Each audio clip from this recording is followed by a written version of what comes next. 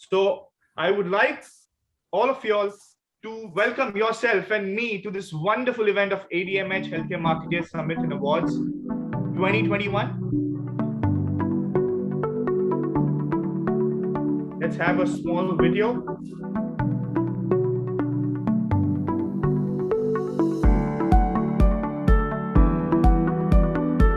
Well, these are our panelists. This is the panel 2. A few key discussion points that we'll have discussed today. And in case anything, please contact Wait Prasad. And the whole team will be at your service. Well, that is a wonderful video to start with. Again, taking the opportunity to welcome you all to first of its kind event for the healthcare industry, featuring top 30 marketers of the healthcare industry.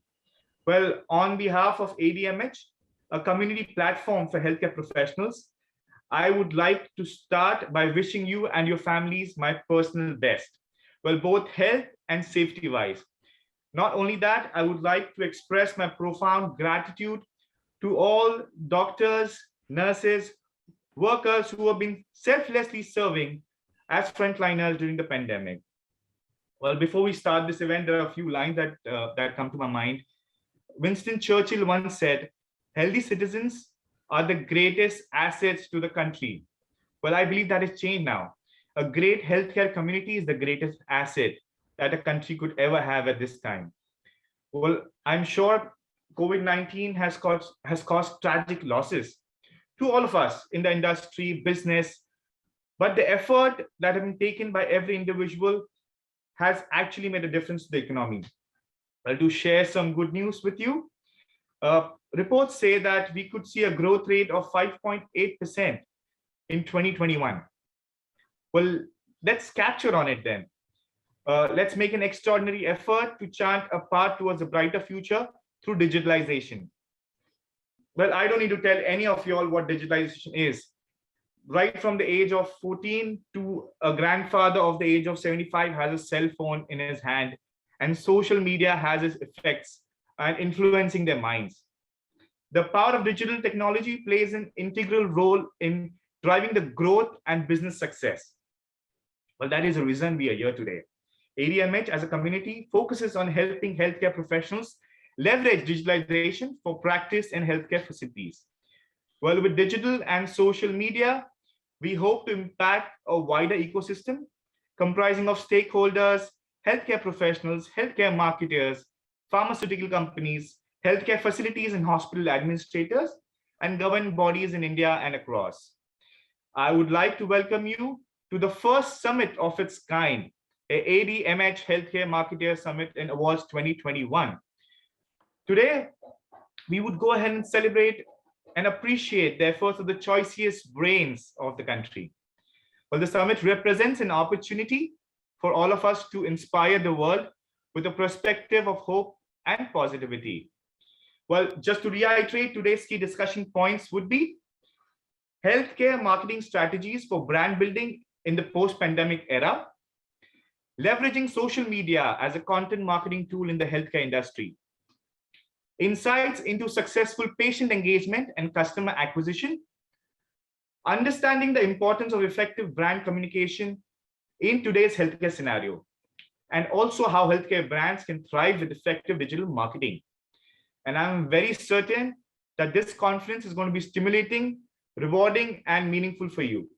Well, I would also thank our partners who are supporting us today, which is InnoServe Digital, our digital partner, ASMA, academic community partner, ORAI, AI partner. Well, with that note, let me ask the architect of this summit, a digital visionary, Mr. Rahul Jain, Director ADMH, Director InnoServe Group, to kickstart the event with a welcome note. Sir, kindly take over. Thank you so much, Samir. A very, very warm welcome to all of you on the dais and off the dais.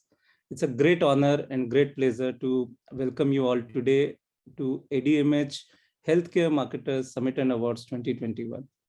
To be honest, I have goosebumps in me at this moment. I'm very, very emotional also, because this has been a very aspirational project to me.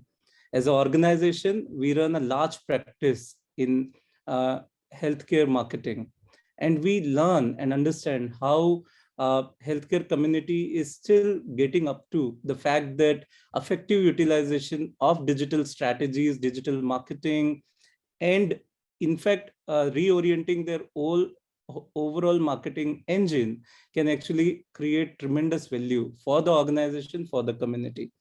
Having said that, industry is constantly evolving, constantly working toward a new normals, new avatars, and new methodology with which marketing can take place. And we have always seen some of the best case studies evolving from some of the best organizations in healthcare industry. Having said that, we typically find a vacuum in the community where we are all talking about marketing in healthcare. And ADMH aspires to be that particular platform where all of us can come together, learn, get inspired, give inspiration, and actually create an ecosystem of marketers in healthcare. With that little attempt, today we present to you our first list of top marketers in the country. And I would like to congratulate in advance all the people who could actually find place in this particular list this year. So we hope to continue this effort and attempt as an ongoing annual effort, which will allow the ecosystem to get further, catalyzed with respect to people trying to learn and understand how marketing can be more effectively. And to be honest, at the bottom, there is a lot more to happen. With all this being said, I welcome you once again to this project today, ADMH Healthcare Marketer Summit and Award 2021. And with this, I go back to Samir. Welcome everyone once again, and a special thank to Dr. Anil Parikh for joining us today to deliver the keynote speech. At the same time, I'm thankful to all the panelists and the winners also, those who will be actually joining the event as we progress. Over to you, Samir. Thank you. Well, thank you so much for sharing your vision and your passion with us. It's your voice which inspires a lot of people like me, youngsters who actually want to do great. Looking at people like you all in the meeting today will achieve great heights. So I thank each every one of you all being here. Well, moving on to a personality that we've been talking about since the time I have come into picture, Dr. Anil Parikh, sir. Well, I am so impressed and influenced by the wonderful things you've done, I've learned across social media, sir. So I would like to first of all thank you for being here. And let me give you a little brief about Dr. Anil Parikh. He's President of Medical Affairs and Clinical Research, IPCA Labs, Mumbai, with more than 35 years of experience on his back. A postgraduate from internal medicine from Topiwala National Medical College and Nihon Hospital in Mumbai, and also served as a faculty in the same institute. Not only that, he's worked in India, he's also worked as a consultant physician with the Ministry of Health in Saudi Arabia. Well, what could I say about him? Over 100 publications in peer-reviewed journals in various therapies like diabetes, hypertension, pain management, and inflammation. Well, reproposing of hydrochloroquine, if I'm pronouncing it correctly, in metabolic disorders and approvals of first anti-inflammatory drug in type 2 diabetes. Conceived and established the role of low-dose chlorothalidrone, if I'm correct, and combination in treatments in hypertension, research studies published in IACC and appeared in the Brown Wall heart disease. Well, what I could continue and the day would go on. Well, let me then call upon the man himself who's been a creator of such wonderful things that has helped the humanity, Dr. Pareek. So it's a request from me to kindly address the summit and take over from here. So you're on mute. You will have to unmute yourself.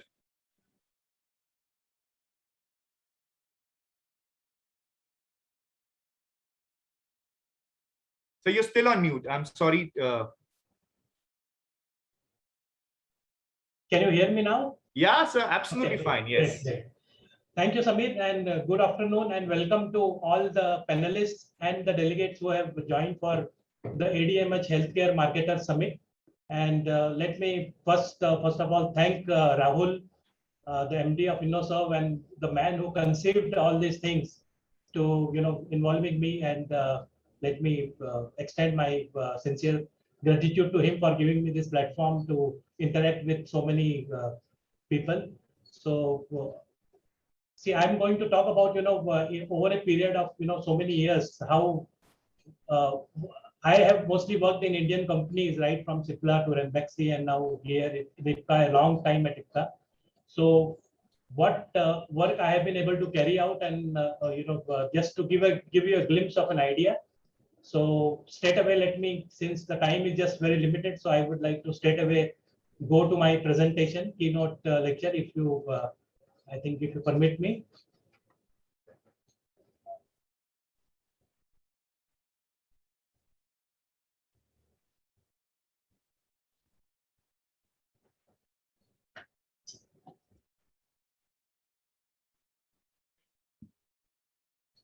Is it seen on the screen? Yes, sir, it is.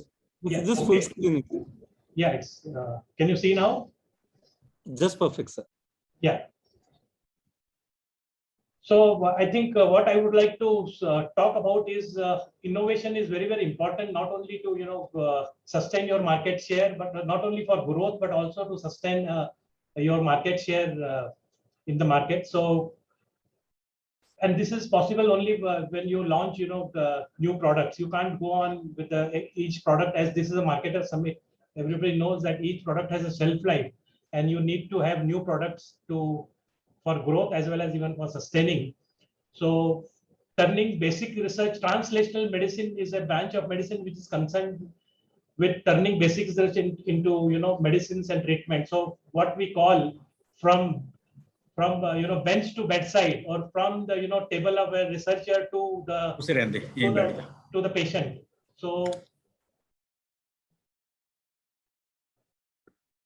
this journey actually to bring out a product to the market is not easy, and you can see from this slide that out of 8 products which enter a clinical trial stage, clinical testing stage, only 1 gets success, and out of 8.5 compounds, only just 1 get approval, with a cost of around 2.6 billion for a new chemical entity or a new product, which, as you know, the size of most Indian companies is not even, very few Indian companies are of that size.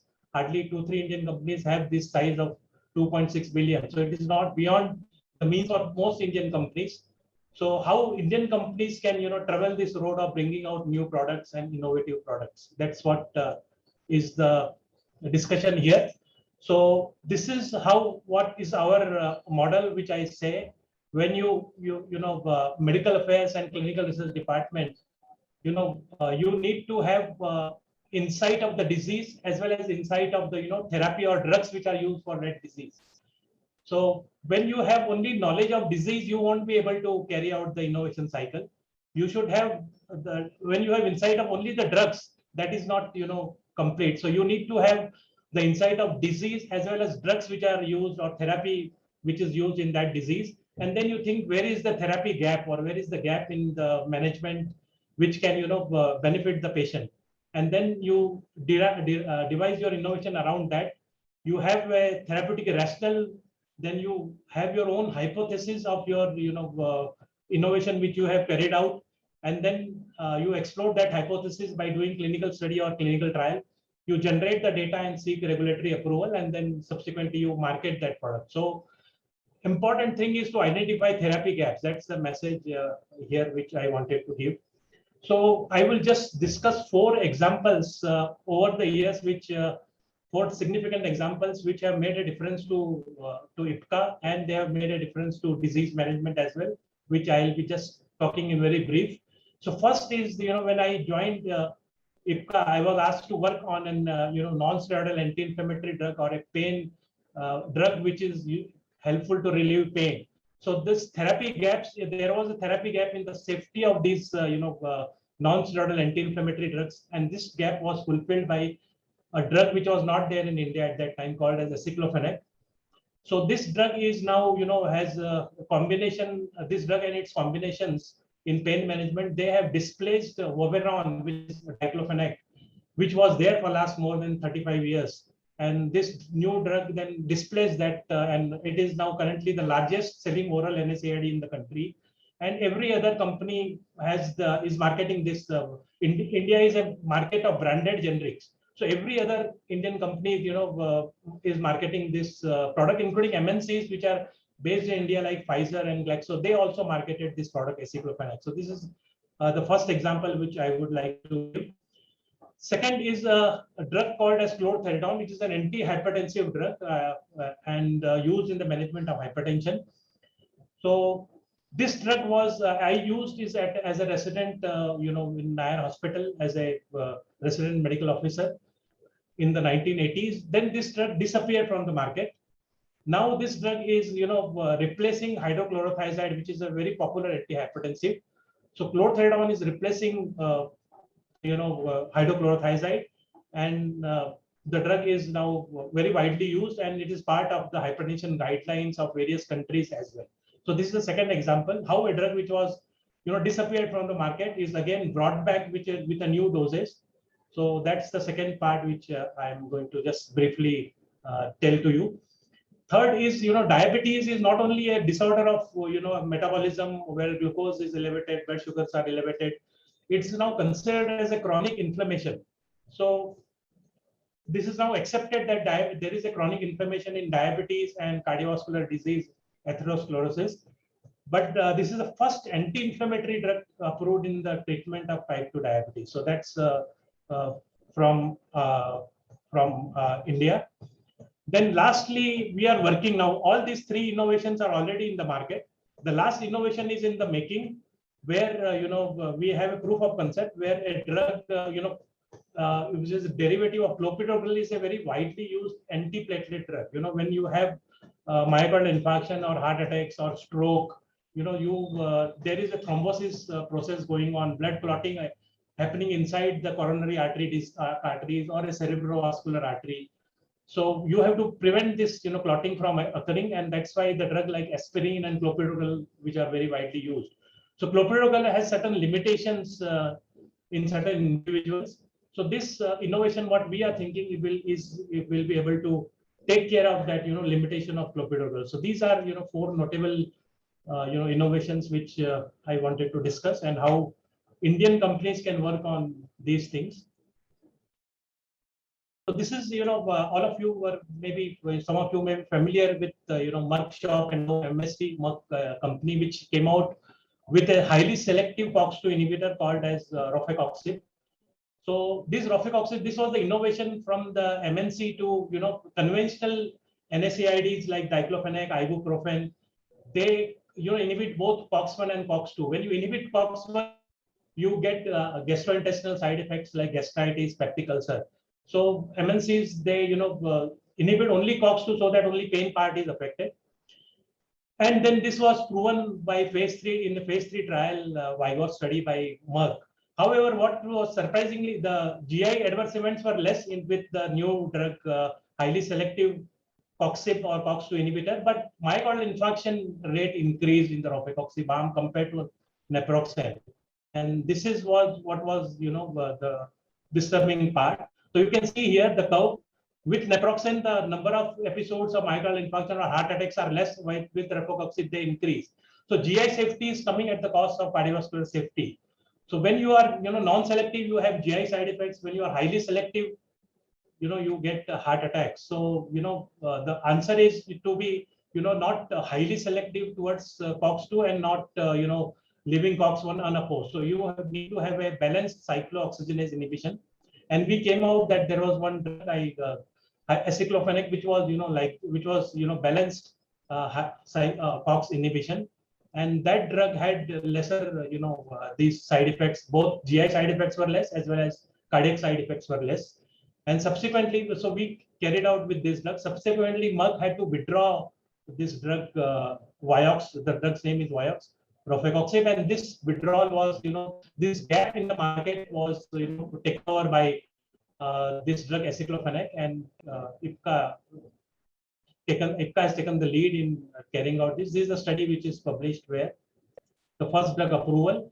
Then this is a report of adverse event report of last 1 year of various drugs when they were introduced. And this drug shows that the WHO adverse event reporting system shows that aceclofenac has lesser adverse event as compared to the other drugs.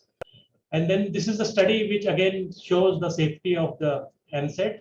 And you can see here, compared to diclofenac and other, this drug has a lesser GI side effects. These are all the studies, so I would not go into the study. The heart failure rates are also lesser with aceclofenac. This is an independent study carried out by the European Medicine Agency. This is a study carried out by us comparing aceclofenac with diclofenac at almost 21 medical colleges across India, almost 600 patients, and we showed that it is more GI safer as compared to diclofenac. Again, it was published and very widely read reference. Then it was, aceclofenac was twice daily administration by the innovator company in Europe, but we devised a once daily preparation, and this was done in collaboration with BITS Pilani, Dr. Arun Shah's group. He made this aceclofenac controlled release for us once daily, and then we compared it with the conventional twice daily, and it showed that it is better than that. So this study was published in the official journal of American Pain Society, the Journal of Pain. Then various combinations of aceclofenac with paracetamol again published. Then aceclofenac with a methyl relaxant, that study we published, and this study was referred to in the guideline of American College of Physicians for low back pain. So an Indian study appearing in the American guideline. This is the official journal of European Obstetric Society, where our study of aceclofenac and another smooth muscle relaxant, rotavirin, which is used in a condition called as dysmenorrhea. So this was the first innovation, and this is a very huge success, because this is nearly giving rise to almost 47% to the kitty of IPCA profit, as you call it, PBT is coming out of this drug. So this was next is I'm going to discuss about chlorthalidone, which I just briefly mentioned. This is a yeah. Anything? So this is called as ALHET study, which was sponsored by the National Institute of Health USA, and they compared various drugs, newer drugs, with chlorthalidone, and chlorthalidone came better than the other new drugs. So that's how since chlorthalidone was a generic drug, no MNC was interested. But since Indian companies deal only with the generic drugs, so we were interested in this, and we, brought this drug back to the Indian market by conceiving a 6.25 milligram dose, because in the literature there was information that it is twice as potent as hydrochlorothiazide. So hydrochlorothiazide 12.5 milligram is the commonest dose used in clinical practice. So corresponding to that, there was no dose of chlorthalidone. So we brought out a new dose, 6.25 milligram, and then we showed that it is as good as 12.5 hydrochlorothiazide. And these are all the publications which appeared in various journals. This is a combination with an angiotensin receptor blocker, losartan, and this study was published in expert opinion, and then there was an editorial on this study. And then this study I presented at the University of Mississippi Jackson Cardiovascular Renal Conference. And this paper was awarded a New Investigator Terwal Award for us. This is a combination with metoprolol extended release. This is the study where we compared 24 hours ambulatory blood pressure 6.25 and 12.5 hydrochlorothiazide. It is important that a drug controls blood pressure throughout 24 hours. That's very, very important.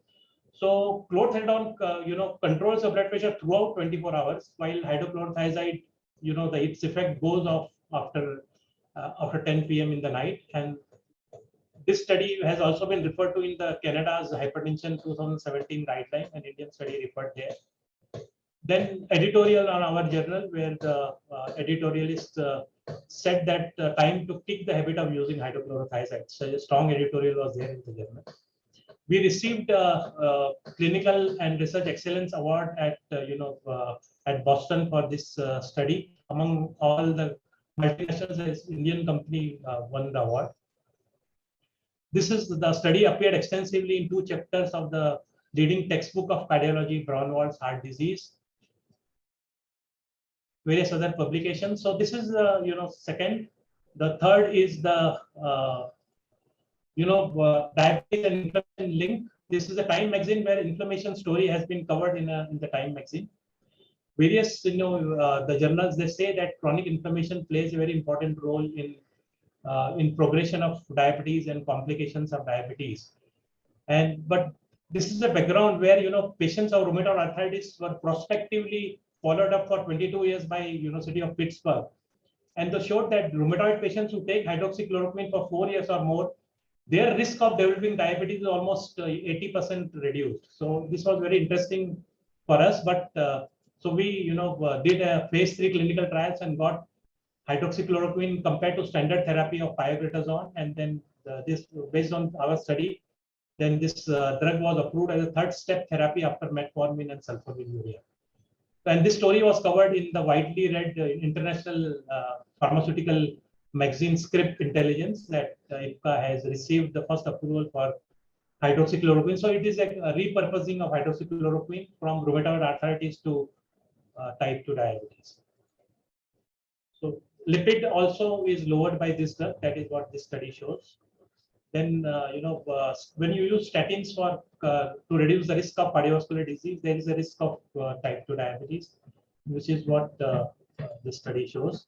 The drug has also anti-platelet and anti-thrombotic effects, so that also was demonstrated in a study carried out at PGI Chandigarh. So this, the Research Society for Study of Diabetes in India also recognized our effort in approval of hydroxychloroquine for type 2 diabetes. ICMR guideline also mentioned our study. This is the phase 4 study of hydroxychloroquine in type 2 diabetes presented at American Association of Clinical Endocrinology conference. Another study was also published at American Diabetes Association platform in 2018. Then we also have some patent intellectual property derived out of its use in diabetes and metabolic disorders. So we received the best patent award by IDMA. This is the patent which we created, and this is the US patent on diabetes combination of hydroxychloroquine, and patent for combination with gliptins. Then NFLDA is a fatty liver, non-alcoholic fatty liver disease is very common cause of cirrhosis, and fatty liver disease is playing havoc now to a significant proportion of patients. And more than alcohol now, the metabolic fatty liver disease is creating more cirrhotic patients. So it's the people are now after finding out drugs for this disease. This is a preclinical study or animal study proof of concept to take the patent out of this study, where hydroxychloroquine and combinations made a difference in the animal preclinical model of fatty liver disease. So based on that study, this was done at University of Pharmaceutical Sciences, Punjab University, and then we received a US patent on that concept. So then diabetic nephropathy is another inflammation-derived condition. Again, we have patented that study. So lastly, I would like to just mention about the new innovation where clopidogrel is not effective in individuals who metabolize the drug poorly, because they don't have the enzyme cytochrome 2C19 enzyme is deficient in almost 30% of the people. So they are not able to metabolize clopidogrel, and the metabolite is active. So this is where in 30% patients it is not active. So we have given it a derivative which will be directly active, and that's how we are going to overcome that. So without going into the details, this is what we propose to do. So I would like to conclude now. So what I'm sharing here is that medical, when you integrate medical insight with clinical research, you can get new products. And innovation in generic product is less risky and cost effective. And unlike new drug discovery, innovations in generic products can be pursued by many Indian companies. IPCA is a mid-sized company, not a very big company like Sun and Cipla and DRL, but it's a mid-sized company. But if IPCA can carry out, then many Indian companies can carry out this sort of innovations. And for this, the function of medical department conventionally works as a support to marketing department. But rather than just working as a support, they should work as a source of innovation on generic products. That's the message there. And this focus shift will help Indian companies to launch the new generation generic products, which will take care of the disease therapy gaps. So lastly, this is a centenary year for 100 years of Tokyo National Medical College in Nihon Hospital is completing 100 years. And so I would like to acknowledge my alma mater here and all the teachers at at my institute. I would like to pay my homage to them. And so thank you very much. And back to Samir. Well, thank you so much for taking the effort in creating such a wonderful presentation, sir. Even though I am not from a medical background, it was insightful for me because I, being a teenager, and my friends having issues like heart attack and liver issues, it is definitely an eye opener. Yes, well said, sir. Innovation is the need of the hour. Well, the insights that you provided on the drugs and the research is absolutely commendable. There's none other than, there's no second to the research department. So I congratulate you for the wonderful work that you are doing and the effort that you are putting to make sure the generations come are well taken care of medically. Well, I also thank you for sharing the studies, the case studies, the papers. Well, that will definitely help individuals who are in the medical fraternity. So thank you so much for your kindness, sir. Well, you being an esteemed guest today at the Healthcare Marketer Summit and Award 2021, we are featuring the top 30 healthcare marketers. Well, sir, I would request you to kindly give away the first 10 set of awards. Well, okay. I hope that you have the list with you, sir. Yeah, I have the list with me. Okay, sir. Back to you. Amit, yeah. So I think first, let me congratulate all the awardees who have, those who have won this prestigious award of the ADMH Healthcare Marketer Summit 2021. So first award goes to Vikram Thaplu, who is CEO of Apollo Hospitals. Can you? Well, we'll have a slide coming in from him with his certificate. Yeah. Just bear with us for a few seconds, sir. Okay, no. Here we go.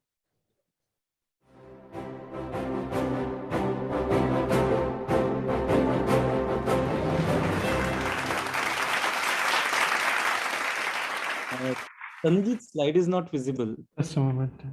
I think I will stop sharing my slides, I think. No problem. Mr. Vikram, meanwhile, we can have your acceptance speech. Right. Thank you. Thank you, Mr. Rahul. Congratulations on putting this together. And thank you, ADMH, for the recognition. And thank you very much, Dr. Pareek, for walking us through so much of what goes into doing innovation on drugs. Thank you very much. Thank you very much for the recognition. Thank you. Congratulations. So after that, the next award goes to Anil Kumar Srivastava, Director, Sales and Marketing, Nihon, India. Thank you so much, team ADMH, and we appreciate your recognition for this award, and keep the good work on. And thank you, Dr. Anil Parikh, Prateek, for a nice presentation. And though I am from medical field, but pharma is not my forte. So, but I'm able to understand a lot of insight about that thing. Thank you so much, and thank you, Samir.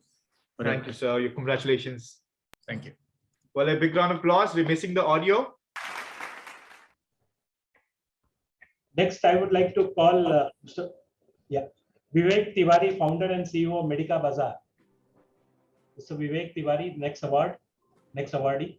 Mr. Vivek Tiwari. Sorry, he's not I think here. Yeah. We'll still have his certificate displayed on the wall, and we'll congratulate him in the future, Mr. Vivek Tiwari. The next awardee, sir. Mr. Abhinav Thakur, MD of Accurex Biomedical. I think we could interact with him. Mr. Abhinav Thakur, Accurex Biomedical. ADMH for this honor that you have given us. It's a great encouragement for us that we are going on the right path, getting the validation from you. And all this wouldn't have been possible without the support of our team who has been behind us. So I'd like to, at this point, recognize and appreciate the hard work done by our team also. And thank you for this great honor. Congratulations. So many congratulations, sir. Well, the next award, sir. Next award goes to Ekta Modi, CEO of Parul Sevashram Hospital. Thank you so much, ADMH. This is an honor to receive this award. And for me, marketing and branding are like, I always believe it's C2C, it's chairman to chaprasi. So like marketing and branding goes from each one of from the teams. Thank you so much. All the best. Next award is Mini Bodhanwala, CEO of Wadia Hospital. Is she there? Seems she's unavailable. Yeah. Okay, so let us have her certificate displayed, and we'll pass on our good wishes to her in the future. The next award, sir. Mayank Mathur, General Manager, Sales and Marketing, Apollo Hospitals.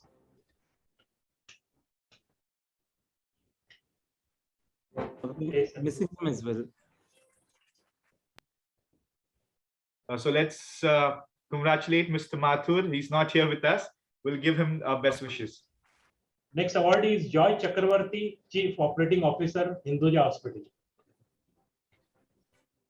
Mr.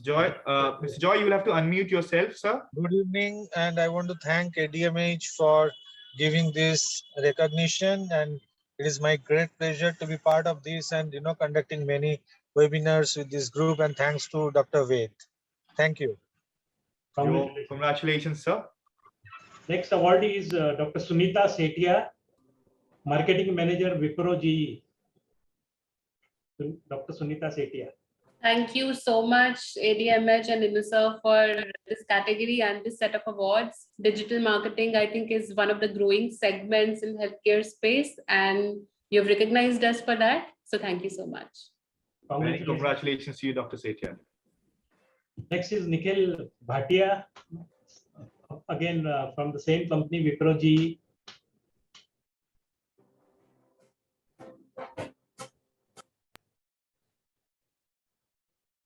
Mr. Nikhil is not here, so we can conclude on this segment here. Well, even though we've had a few people who've accepted the award and few people are missing, well, the effort that goes in to reach to getting to an award or somebody recognizing your effort takes a lot. So congratulations to all the wonderful people who have received the award in the Summit 2021. And I would like to thank Dr. Anil Parikh, sir, for being there and presenting the award to the awardees. Hearty congratulations to everybody. Sir, would you like to conclude? I would like to thank Rahul Jain for giving me this opportunity, and I hope that whatever technical presentation, it was a technical presentation for an audience which was not used to medical marketing. So my apologies for that. But all the best, and would like to again express my sincere thanks. Thank you. Thank you so much. Thank you. Thank you for being with us, sir. Rahul, so you want to add something? No, I would like to congratulate all the winners. At the same time, yes, Anil sir, it was definitely a technical presentation, but in the last you really made the point by highlighting that how all these innovations actually aid to the value of the organization's success. At the same time, you highlighted, how it actually helps the fraternity go out in the market and expand their market share. So much appreciated. Thank you so much, sir. Thank you. Thank you. Let's move to the panel now. Yeah. Well, thank you so much, everybody being here. Let's start our first panel discussion. And the topic would be the secret behind successful healthcare marketing. Well, I'm sure it's going to be an interesting panel. So let us call upon some wonderful people on the dais. Dr. Shuchin Bajaj, Founder Director, Ujala Cygnus Hospitals. Mr. Abhinav Thakur, Managing Director, Accurex Biomedical Private Limited. Dr. Amit Garg, Director, Medical Affairs, Clinical Affairs and Strategy Planning, Terumo India Private Limited. Mr. Mahidhwaj Sisodia, Head of International Formulation Business of Cadila Pharmaceutical Limited. And I would also request our moderator to take over from here, Jashanjeet Singh, COO, Lokmanya Hospital Private Limited. Thank you, Samir. Am I audible? Yes, sir. Yeah. I welcome the panelists for this discussion, the secret behind successful health marketing. We've got a very varied panel, right from a hospital owner to a device manufacturer and to a strategy maker, and as well as a formulation head. So I'll keep the questions very simple and straight with regards to your practices in these current challenging times. We are just coming out of a phase where a pandemic has been running the healthcare system. We've not been running our institutes, the system has been running us. The disease has been running us. So we're just coming out of the system, the whole scenario, and I'll have a very targeted set of questions to each individual, and would want others also to pitch in with their own relevant experiences. My first question is directed towards Dr. Amit Garg. This is with regards to the framing of the strategy for their healthcare, especially as a medical devices manufacturing company. How pre-pandemic the strategies were, and how were they affected during the period, and how have you been able to come out of it? And do you have now long-term strategies, or it is step by step as far as Terumo is concerned? Over to you, sir. Thank you so much for the question, and thank you for giving me chance to go at this first. And I mean, we are a very diverse group of panel. I'll put forth my views, and the question is such that there is no right or wrong answer to that. COVID definitely disrupted most of our lives, personally, professionally. We lost few of our loved ones as well. However, what is very important is that what changed pre-pandemic versus if there is anything called as post-pandemic. So the biggest thing obviously were, the forces which were not known, not seen, and they were that the patients disappeared.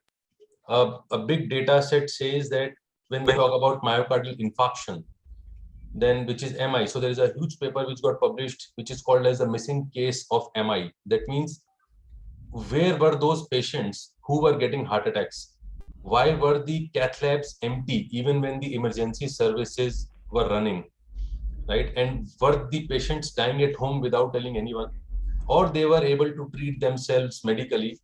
And the biggest question came was that what all stands, procedures, etc. are done, were they really not needed in first place? Because if 60% decrease at a decent time, I mean, there was a 90% decrease, but 60% decrease is what stabilized for a long time. So first of all, there was a huge amount of introspection which was needed for the healthcare themselves when the patients stopped coming in. And while we were doing a lot of our efforts from the social media, from the digital part, a big point came in about the education. And education otherwise means face-to-face. But there was a sea change where all the education had to be done digitally to the doctors. And when this pandemic was trying to ease out, then the biggest concern for us was the safety of the patients, because patients, even if they were not well, they were not ready to come to hospitals. The reason was they were saying that it's okay, I will manage at home. I will do some digital video consultation, and but I'm not ready to come. Whatever happens, I will not go to hospital, because if not this way, I will die that way. So then there was a very important message which had to be given to the the patients, that the hospitals are safe. But were the hospitals safe? Did we know about what to do in COVID? No, the answer is no. We have never read about this disease in our medical school. We have never practiced anything around COVID. So the bigger challenge was how to ensure that the cath labs, how to ensure that the hospitals are safe, while hand sanitization, etc. are there. But many of the places, the full infrastructure had to be changed. One door to come in, one door to go out. I'll give you a very simple example. Simple example is, if there is an OT or an operation theater, right? All these operation theaters, they are generally with a positive air pressure. That means lot of this air should go out, so that there is nothing which if there is any contamination, it flows out, and there is no air which comes back into the OT. However, when you are dealing with an COVID patient, in COVID patient, because OT COVID is allowed, outside is not allowed, those systems have to be converted into a negative pressure. That if there is COVID, it should not go outside the hospital and not. So just imagine the scale of challenge that we were talking about, and everything had to be done digitally. We are not meeting doctors, we have to educate them, etc. So making the hospital safe, and then a huge digital outreach to patients. And then we had to also help hospitals market themselves as a safe place of getting care. So that was the biggest challenge. And yes, just to avoid taking others' time, the pre and post pandemic definitely is a big change that we are seeing. And the biggest thing is that we all know if you have to shoot a flying bird, we cannot shoot where we are seeing it, right? We have to shoot where it will be flying to. And so now all the patients are flying off to the digital world, to say. So patient engagement, patient procurement, patient education, awareness campaigns, everything has been done digitally, not only for us, but for globally for most of the companies. Thank you so much for the question, and we'll be happy to add anything later. Extremely valuable insights, sir. I think that is very relevant, I think, the way we go forward. Dr. Shuchin, would you want to share your insights on the healthcare marketing strategy with regards to your organization? Yes, definitely. Thank you very much. As a multi-location hospital chain, we obviously are exposed to a lot of variances geographically, community-wise, medical infrastructure-wise, availability-wise, and COVID exacerbated all of those to an extreme degree. So while locations like Delhi were absolutely overloaded with COVID patients in the second wave and were completely vacant almost in the first wave, in the earlier part, especially when the lockdown was there. Places like Uttarakhand and north of Haryana did not really suffer from that extreme wave of COVID patients, and the hospitals were in fact underutilized due to, as our learned previous speaker said, that the electives were gone, patients didn't really want to come to hospital at all, there were no OPDs at all. So we had to do a lot of thinking on the go, on our feet, and we had to really change our business models very quickly. For example, see, we could not shut down like other industries, we could not work from home, we were not able to reduce our rentals or reduce our expenses at all. In fact, we had to increase our expenses because the workers and the doctors and the paramedics, nurses wanted hazard pay. They were not willing to work in COVID wards at the normal pay. So we had to rethink our business models a lot. We had to squeeze our supply chains a lot. We had to get in efficiencies into our system which we had never ever thought we could get in. So I think it was a blessing in disguise, because usually what happens is we are so stuck in the daily scut work, because healthcare, especially hospitals, are such an intense operating environment that you don't really get any time for innovation or for experimenting different various models. But since we were on our feet working and we had no patients in the earlier part, we could experiment a lot, we could think a lot, we could innovate, we could put in new models in place which increased our efficiencies, and actually we managed to increase our bottom lines by decreasing our costs, not increasing our revenues, even though we had zero electives, very low surgery load. But still, due to the fact that we could squeeze our supply chains, we could build more efficiencies into our operations, into our manpower usage. We managed to relook our entire model from the very beginning, which we had not done for the last 8-9 years. We also managed to launch our telemedicine services very quickly. As you know, we all say that entrepreneurs are people who fly off the cliff and then start building the plane. In this case, we were pushed off the cliff, and we started building the digital health plane on our way down, hoping that we wouldn't crash land on the way. And we were doing, during the peak of the lockdown, almost 35,000 teleconsults every month, and getting almost 10 patients admitted into our hospitals entirely through teleconsultation every day. So that was something that we built very quickly and turned around very quickly, and now we have an entirely separate vertical of digital health, venturing out into geographies which we had never ever thought that we would go to, and which we never have a physical presence in. So all these things, I think we learned a lot of lessons, and people who learned the lessons and put them into practice, I think, are much better off than last year, compared to what we were at when we were starting out with the pandemic. Very interesting insight, sir. I think a lot to learn even for us as hospital administrators. 35,000 consultations is amazing, and I believe it will be the way forward. We will continue to do so. It will become the new norm. Thank you, sir. My next question is for Mr. Abhinav Thakur. Basically, I want to ask him how important is your communication, primarily being a device manufacturer and B2B sales. How is your communication, and how has it been affected in these times? And how do you see the future of communication in regards to marketing of your products? Communication is the most important part of any company, I feel. Right? If you don't have communication, you cannot do business. You can have the best product in the world or the best service in the world, but if you cannot communicate to the world that you have the best product or you have the best service, that product or service is of no point. Like, communication can be even simple as word of mouth, or it can be digital communication, what we're seeing most recently. But you need to communicate to get the word out there to find customers. And without customers, there's no business. No business can survive without customers. And that can only happen through communication.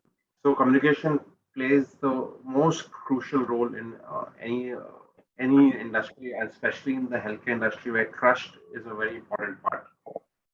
And this can be done. Recently, I've seen more by using videos.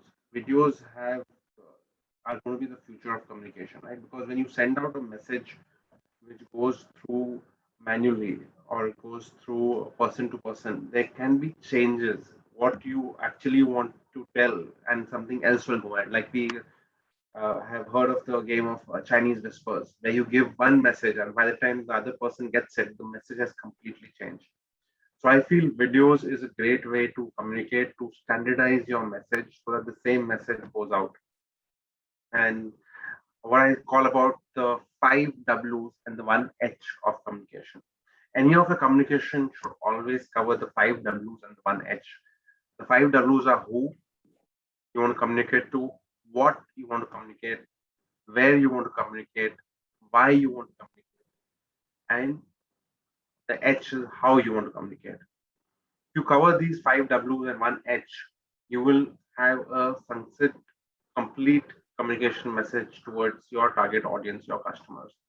Another thing that we follow is 5 by 5. 5 by 5 means you use 5 mediums and you communicate 5 times. So this way, your message keeps going to your target audience and they keep understanding what you want to say. Because if your customers don't understand your communication, it is not their issue, it is your issue. Your communication is not clear. So by following a 5 by 5 approach, we ensure that our communication goes clear to our audience. And in healthcare, we know CMEs and exhibitions, medical exhibitions are the key. And this is where you actually get to meet all your customers in one shot. These are expensive, but these are very targeted, focused ways to communicate with your customers. I've seen it work a lot. And another important thing is that in the medical fraternity, every time if you look at the education, it is based on clinical trials, past research, etc. So a lot of the medical fraternity believes on past data, clinical trials, and research. So that's why testimonials work a lot in the medical fraternity. Medical fraternity wants to see the past performance of the product. Who are the other people who are happy using the products? So I think making testimonials an integral part of the communication is extremely important. So whatever communication you might be planning with your customers, always include testimonials as a part of it. The power of testimonials builds trust. And in healthcare, trust plays a very important role. And in the end, we're dealing with life. So I feel these few points which I've covered, if you cover this, your communication can become a very powerful tool, because you can have the best product, the best service, but without the right communication, going to the right people, that product or service is of no use. Yeah, Abhinav, I think excellent clarity of thought. I think what to do in these scenarios, I think that is what we should take a learning. The clarity with which you convey, and I agree to the testimonial part as well. In fact, for hospitals as well, they've become so relevant with something like even Google reviews. That is where how the people judge, and we cannot run away from it. So we have to live in this Google world and innovate accordingly. This question is also for Mr. Mahidhwaj Sisodia. His perspective on communication of healthcare marketing with regards to your organization, sir. Yeah, so thank you, Mr. Jashanjeet. I come from international marketing background, and this is something which I have been involved for more than 24 years.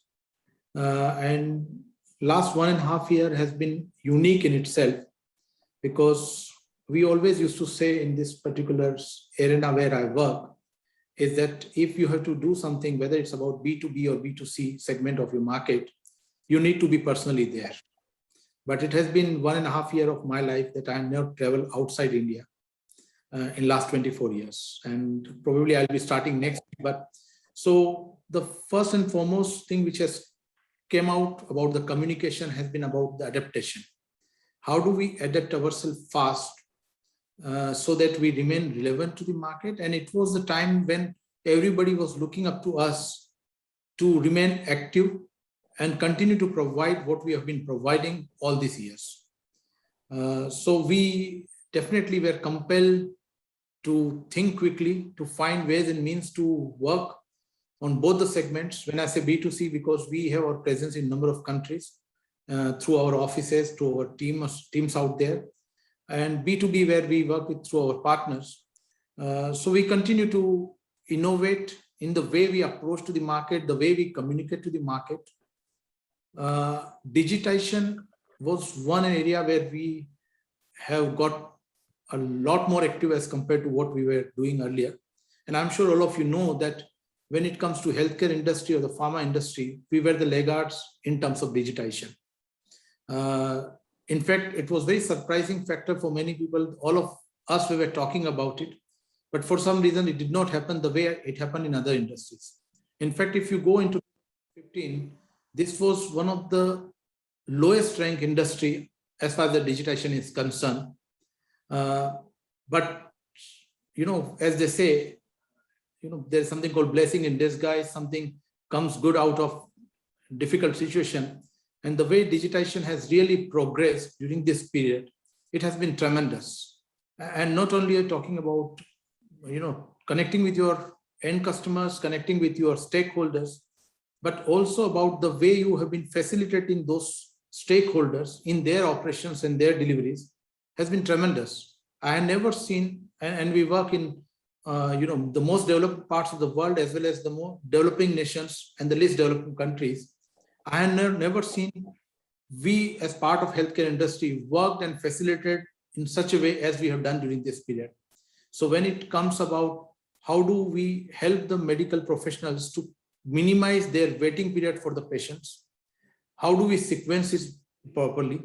My earlier panelists have definitely, they know better about hospitals and the way patients have been managed, but we played our own role and we work with all the stakeholders to come out with different ways and means to facilitate the entire process. And also, as you know, during the initial period, it was about a lot more about logistics also. The way and especially when we come up from the pharmaceutical industry, it was about moving the physical stocks from country to country, inside the country, and so on and so forth. So we really have innovated during this period. And therefore, if I had to go back to the subject of today's discussion also, when we talk about secret behind the success, and not only for healthcare industry, but any industry, it's about remaining relevant, remaining as per the trends which are emerging. And we caught up late, but we caught up quite well, I can tell you. And post-pandemic, or maybe it would come 2022, we would be on different terrain altogether. And the companies, the people who have not changed during this period, forget about their product, but they will become irrelevant to the entire market space. So that's what I would like to share from my end. And it has been, tremendous learning from all perspectives. For us, for our team, the way we deal with our stakeholders and so on. So I can keep on talking about it, but this is the gist of what I shared with you right now. Rightly said, sir. I believe India is a land of opportunities, and they say the fortune is at the bottom of the pyramid, like we all study. India, you just have to apply your mind and we are there. Dr. Amit Garg, would you also want to share your insights on the same? I think things, all the relevant things have been said. Only certain things is that one is where we give the message, and second is what the message should be. So what has really changed, right, is what the message has been in these times. Right. So that has been really tailor made to the safety of people and around COVID. Thanks. Yeah, we move on to the next question. It is directed towards Dr. Shuchin Bajaj. It is primarily on the role of social media as a change agent in the new scenario, and how do you see it as a tool with regards to your organization or healthcare ecosystem as a whole? Over to you, sir. So I think social media is a great leveler and a great information exchange medium. It democratizes the access to information by a large degree, which earlier I think was held up in the ivory towers of a few media houses, especially print and TV media, to a lesser extent radio, which I think has already been democratized a lot by FM radio. But social media, I think, has democratized a lot of these things. It has brought a leveling of, I think, standards to a great extent. It has reduced the asymmetry of our information exchange matrix that we had. So it holds a lot of information into the hands of the patient. The patients are much more empowered to make their own decisions, to compare doctors, to compare facilities. So I think these all things have to be used by all the healthcare providers to make sure that they are using their media exposures to the maximum at the most efficient prices. And as we say, Gemba happens only when you go down to where exactly the work is happening. So you need to see where your community is. Your community is not watching CNN, or your community is not watching CNBC right now. Your community is on Facebook. Your community is on WhatsApp all the time. Your community is watching TikTok videos at least an hour a day. So if you don't go to where your community is, you can never let them know exactly what you are doing. And as our previous speaker also said, that if you don't publicize and if you don't promote what you are doing, if you don't make the community knowledgeable about your work, then whatever you may do, it doesn't really matter, right? We have a saying also, jungle mein mor nacha kisne dekha. So if you and nobody knows about it, doesn't make a difference. It doesn't really move the needle. So social media, I think, is the place to be, and each and every one of us who's doing anything in healthcare needs to be there. Right. Rightly said, sir. In addition to it, I would like to share my thoughts for everyone, and I would take inputs also. As a healthcare leader, I believe it's a great responsibility to handle social media very carefully. It's a very powerful tool these days, since we are in decision-making positions which directly impact lives of people, health of people. So the directives and the media which goes out from, say, especially from hospitals' perspective, or what we say, a pharmaceutical perspective, what to expect and what not to expect should be explicitly conveyed to the patient, which usually organizations do not. So I think with great opportunity also comes a great responsibility, which my advice to all colleagues is we should take the lead and percolate it in a very ethical manner. The same question is towards Mr. Abhinav Thakur. His role or his organization's adaptation of social media, and how do you see it going forward? One of the biggest challenges in healthcare in India is awareness. So If you look at diabetics, for example, in India, 50% of diabetics don't know they're diabetics. And the great way to build awareness is to use social media. Right? India has one of the largest subscribers on social media for Facebook, for WhatsApp, and these are great TikTok videos. And in India is a huge consumption. Sometimes we think, no, healthcare is very serious, you cannot go on TikTok. But even WHO had released videos on TikTok to create awareness on COVID. So you got to fish where the fish are. And the way to create awareness is to go on the social media where you can reach millions of people. And this is the way you can create awareness and in the same way help people and also create a new market of people who are non-consumers. Today, we're just going after people who are consumers, people who know they're diabetic. But what about those 50% of the people who don't even know they're diabetic? So a great way to build awareness is through social media. There's another example I would like to give. During COVID, we had a great doctor, Dr. K.K. Agarwal, who was a Padma Shri doctor. Unfortunately, he passed away due to COVID. And through social media, he had so many patients, right? He didn't have the time to consult with them. And through Facebook, like Facebook Live, like what we're having today, live on Facebook, on Zoom, through live on Facebook, he used to consult hundreds of patients. He used the power of social media to, instead of him, the biggest problem is doctors have limited time. So he used social media to consult hundreds of patients. Instead of consulting just 2 or 3 or 10 patients, he was able to consult 200 and sometimes even up to 800 patients in a single shot by giving an online consulting. So this is a way that you can really leverage social media to meet more patients. Because in our country, we have a resource crunch of the number of medical practitioners. And this can be addressed if we use social media to do online consulting like what Dr. K.K. Agarwal had done. With this, we also think a lot of time that social media is only for customers. Customers are the ones who are going to go and we can find customers. Another point we often underlook or we don't look at is that a lot of times even employees use social media before they join a company. Employees will go and search about the company, read up about the company, and they will see if it's a good place for them to join, the culture fits in or not. Your suppliers will go and read up about you before they start doing business about you. So you have to think about all the stakeholders are involved in social media. It's not just your customers.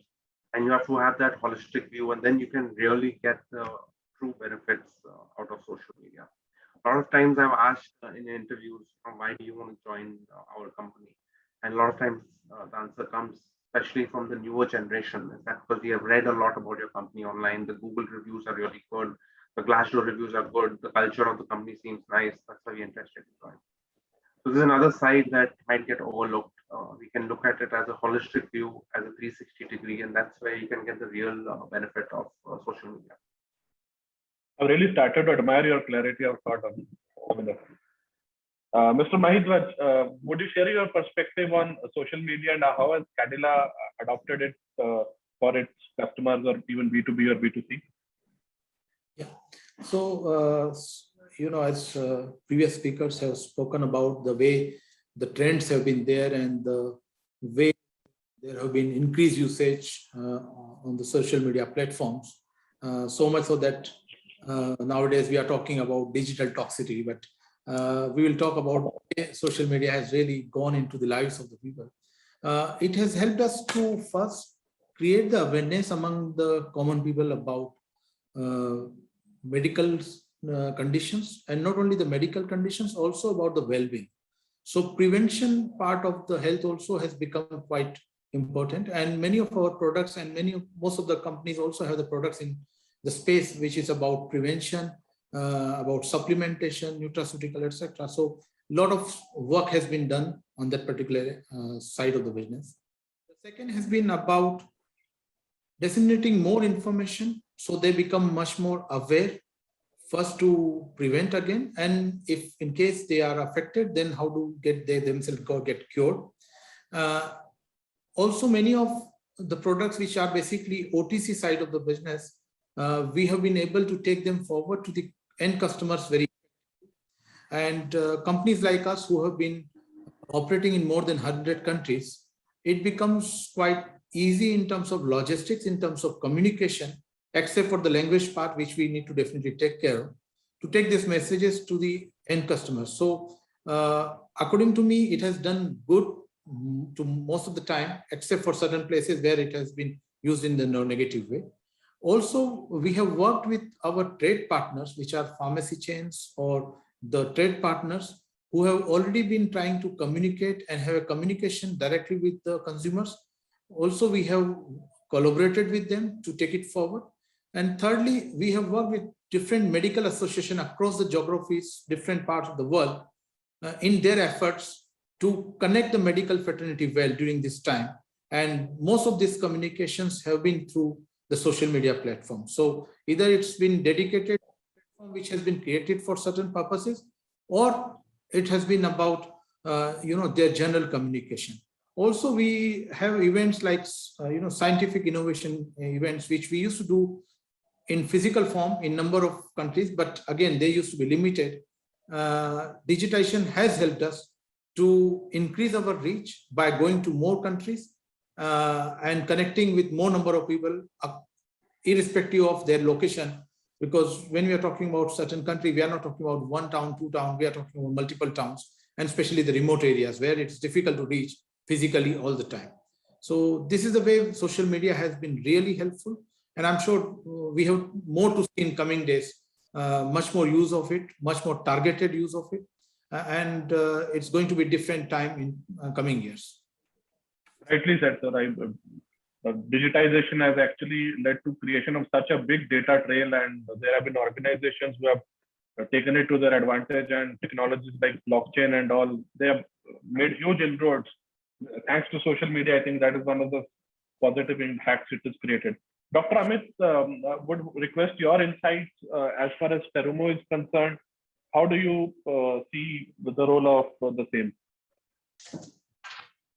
Yeah. So, I mean, would you like me to focus on some specific aspect? I would then be a little more clear. Yeah, of course. Yeah.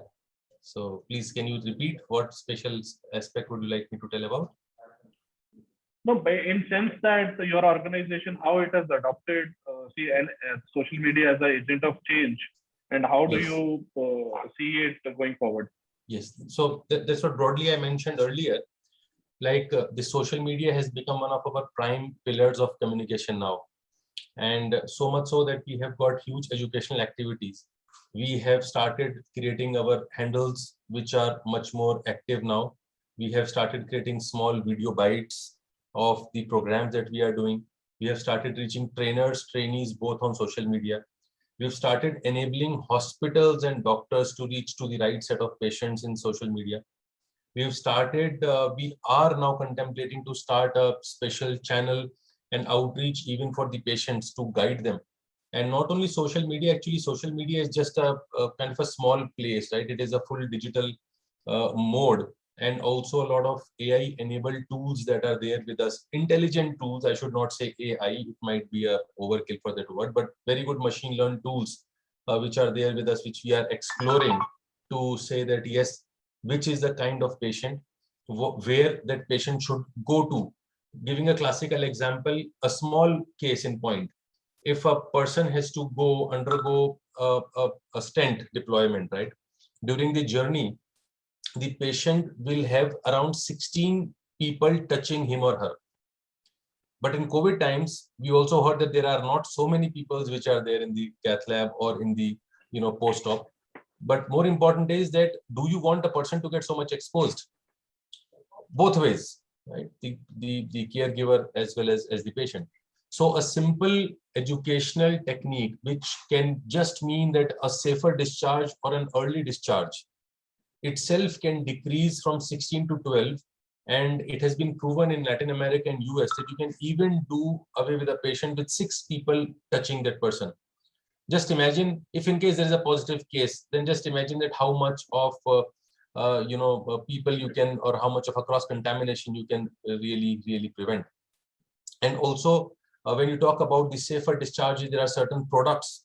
I will tell you a product of ours which was not much sold but that started selling aggressively just because it reduced the time of a paramedic to stand and stop the artery bleeding for 6 to 8 hours.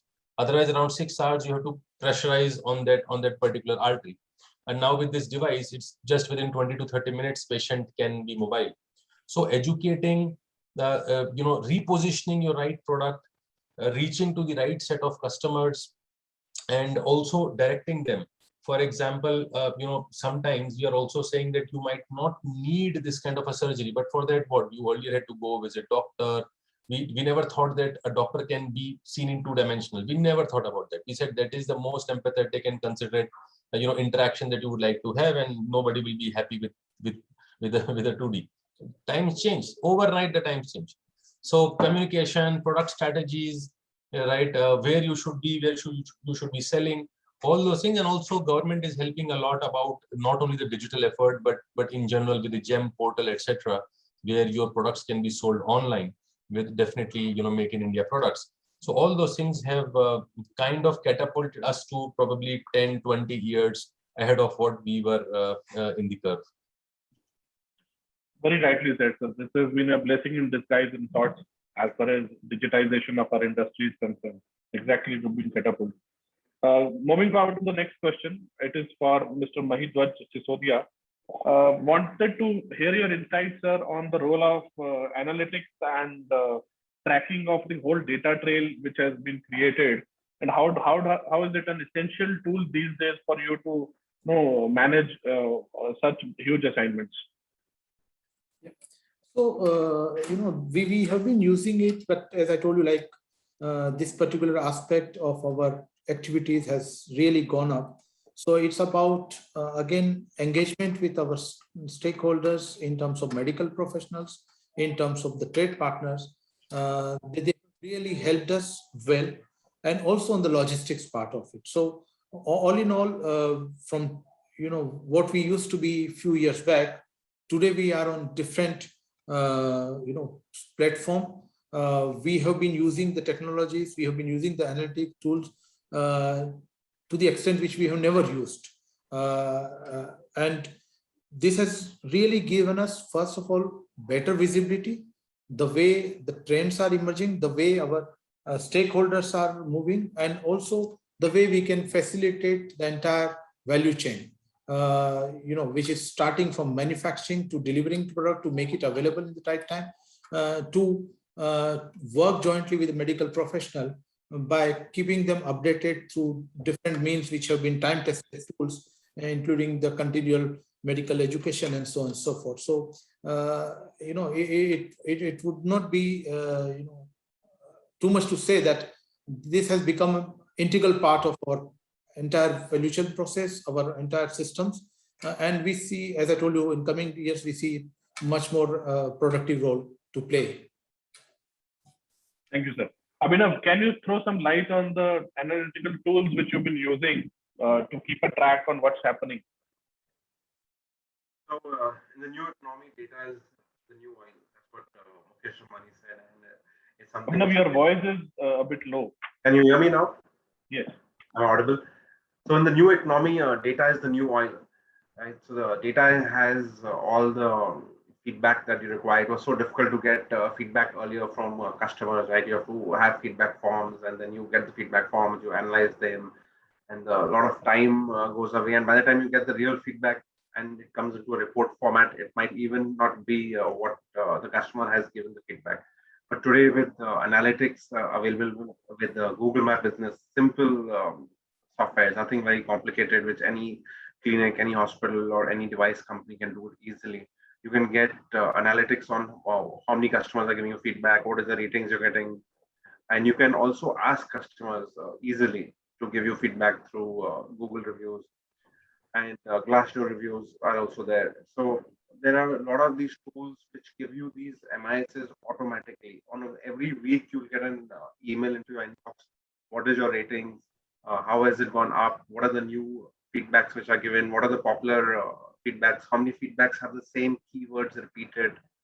There are these excellent data tools that we are using, and they're very simple. You don't need to have a fancy team in-house. right? You can easily set up these tools on Google My Business, which is very simple to do it. And Google is the #1 search engine. So that's the place you can go and get the Google My Business reviews set up and ask your customers to also give you reviews over there. And the other is Glassdoor. You can ask your employees to also give you reviews, and you come to know, because in the end, the customers are all served by your employees. So if you have happy employees, then you will have happy customers. So Glassdoor reviews again give you excellent data analytics every week. You get into your inbox. What are the new reviews come in? How are the ratings moving week on week? How many people have even visited the website? It'll tell you that also. So there are these excellent data analytics that you can go into. I would suggest to start with the simple ones first, because it can get real overwhelming when you have so much data available. So just start with the simple ones first, and then step by step go ahead. Correctly said, Abhinav, especially because of the trust which people have of Google. I think Google Analytics is a very powerful tool. Dr. Shuchin, do you use any analytical tools for your business?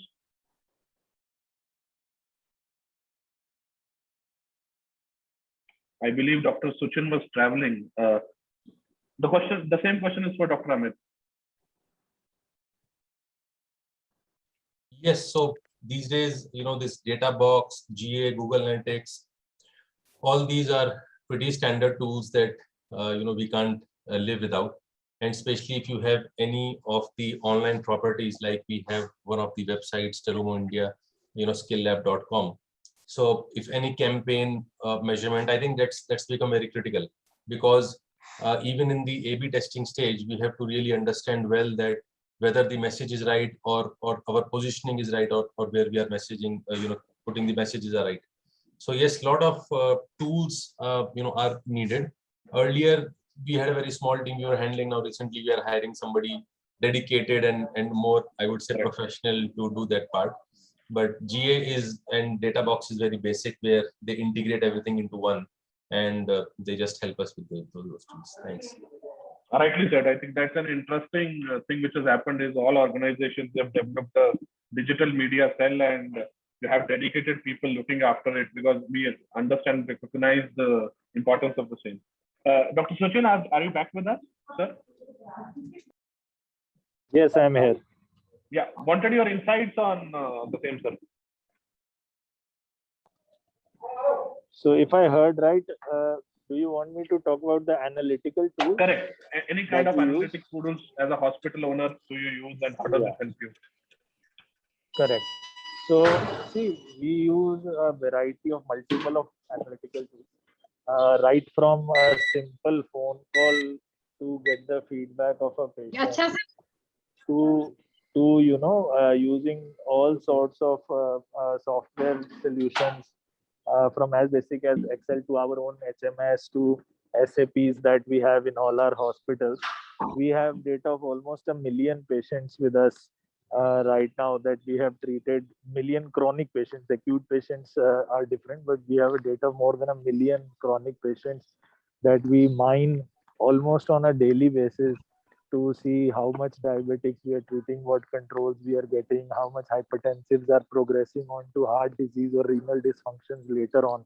So all these tools are used almost on a daily basis. We have a full digital team working on it, and they use a variety of tools, right from the most basic to some of the most advanced tools available in the market. So have you also started using clinical decision support system? So CDS we have just done on a pilot basis, 1 or 2 locations. We really haven't gotten around to using them on a full-fledged basis till now. But based on these pilots, we are hoping that someday we will have a uniform usage of CDSS across our organization. Right. Why I asked this question, it was a little offshoot, because I happened to speak with one of the leading tele-ICU providers in the country. So what they suggested that you can actually predict the outcome of 70% of the patients who are in the ICU. So that was really an important thing, and clinical decision support system has got a huge role to play in that. Anyways, going forward, I think the questions directed to individual panelists were this from my side. a general question for everyone. You can take turns or however you feel like you can take it up. The search engine optimization, I believe it's a very powerful tool these days. It's a part of the digital and social media.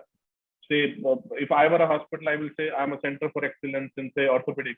So such search engine optimization tools, how are they applicable also in the parallel organization in healthcare, like device manufacturers, pharmaceuticals? And how do you see the role of SEO going forward, especially in tandem with Google? Anyone can take turns and say. I can take that. In our business, I feel see the customer might not buy in a B2B business, which is relationship based, going online first and then buying it. But definitely, before buying, the customer will go online and search. And so he might come to know about your product from your sales team, etc. But he will verify his purchase, etc. after going online.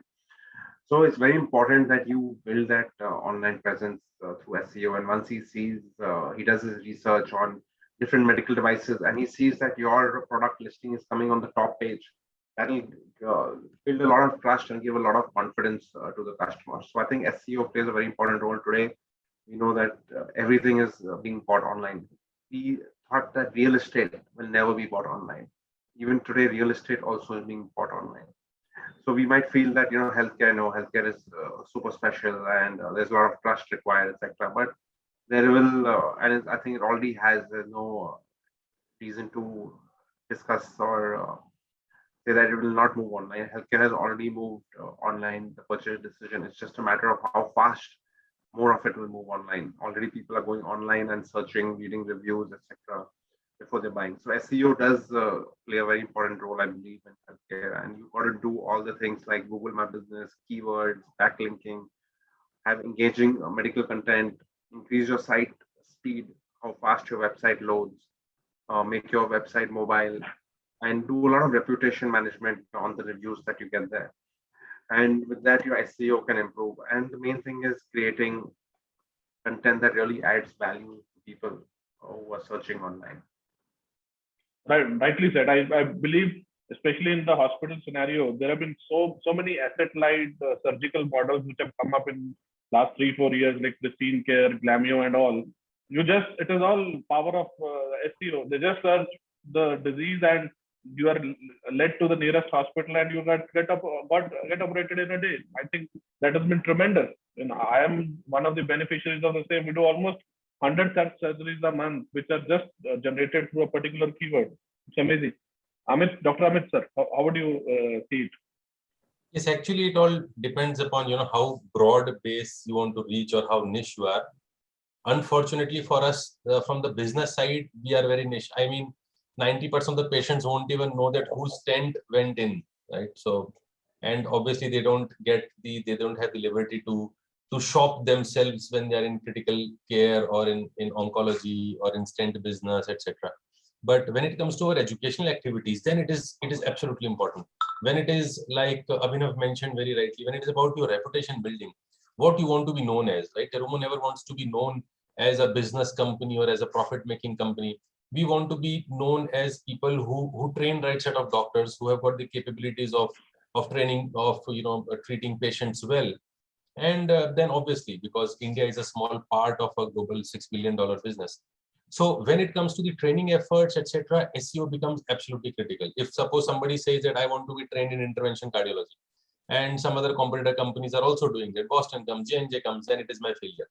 Right? So when somebody wants to really find out, what can be the outcome of a disease, like you mentioned, we have procured a company called as ePrism, and they have got an AI inbuilt software. I mean, not procured in India. It's US and India still probably a year and a half from now.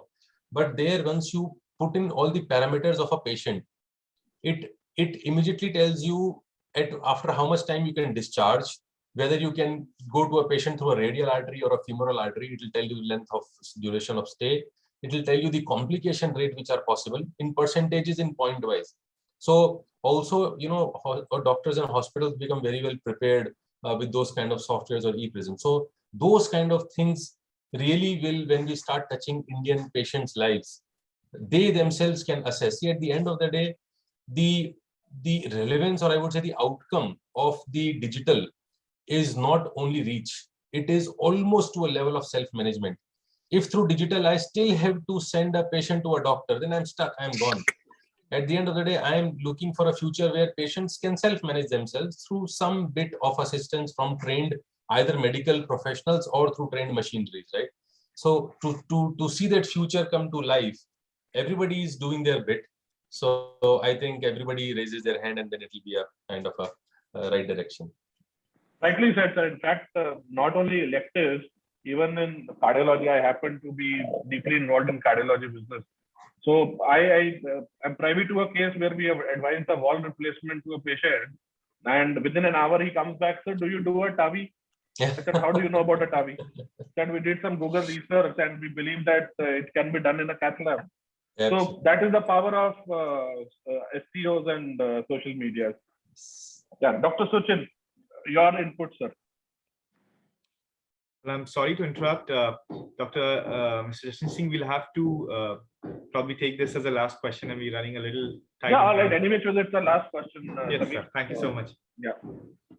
So you can take the closure if Mr. Mahidhwaj wants to share his inputs on the same, and then we'll take the closure. No, quick couple of points because all has been covered. So SEO has been very important for us for the expansion of activities as well as increasing the awareness. And on two accounts, one is on the organizational accounts, when people are searching for specifically about our brands or therapies or something where we can play a role. And secondly is about the, when it comes about our products, brand, etc. And again, they are searching for a particular purpose, particular therapy, particular disease. We believe that this can help us in increasing the awareness and also expansion of our activities. So that's what nobody can deny the significance SEO brings today. And as the time is going by, there are more sophisticated tools and ways are coming to increase your coverage. That's it from my side. Thank you, sir. I think we've covered a lot of terrific insights from industry leaders across the plethora of healthcare. I hand it over to Samir. I think I'm really glad to hear the insights, and I've noted down a lot of them in which I'm going to make use in my current affairs. Thank you so much. Thank you, everyone. Well, I would like to thank Dr. Jashanjeet Singh for moderating this wonderful panel. Well, every one of y'all had some great insights, right from communications to sharing your personal experiences. I thank you all. I could only wonder what would happen if we would move on from a virtual event to a physical event on all these wonderful brains together under one roof. I'm waiting for that day to come. So I thank each one of you, Dr. Shuchin Bajaj, Mr. Abhinav Thakur, Dr. Amit Garg, Mr. Mahidhwaj Sisodia, and JJ sir, for sharing the secret behind successful healthcare marketing and enlightening us with the knowledge that you guys had. Well, I would now request if Mr. Rajiv Nath is here with us. Yes, we have Mr. Rajiv Nath here with us. Well, Mr. Rajiv Nath, Managing Director, Hindustan Syringes and Medical Devices Limited and Forum, and Coordinator AI Med. Well, he's going to be doing a second round of awards of the 30 wonderful marketeers who've been awarded here today. Well, Mr. Rajiv Nath, are you? Yes, sir, I can see you. Well, just to give you a brief about sir. Give me. Sure. Sir, can you hear me? Yes, yes, please go ahead.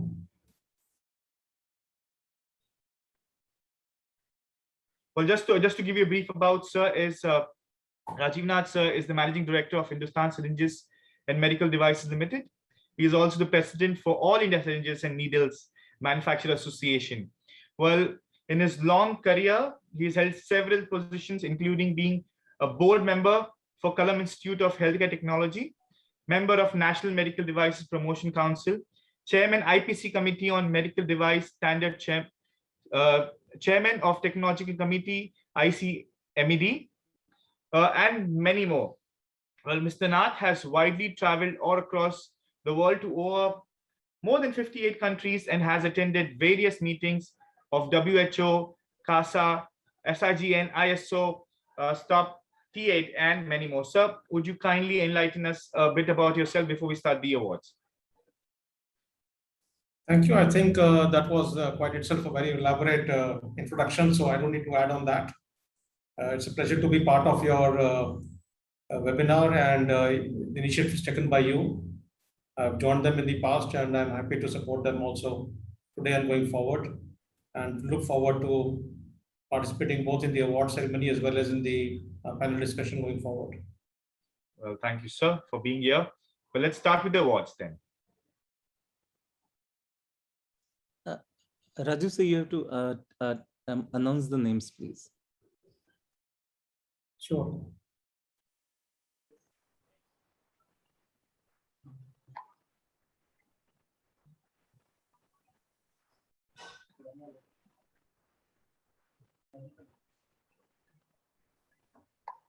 So in the various award categories that have been decided by ADMH, first and foremost, we have got Mr. Shuchin Arvind Kulkarni. Mr. Kulkarni is the director of TS Comfort Zone Private Limited.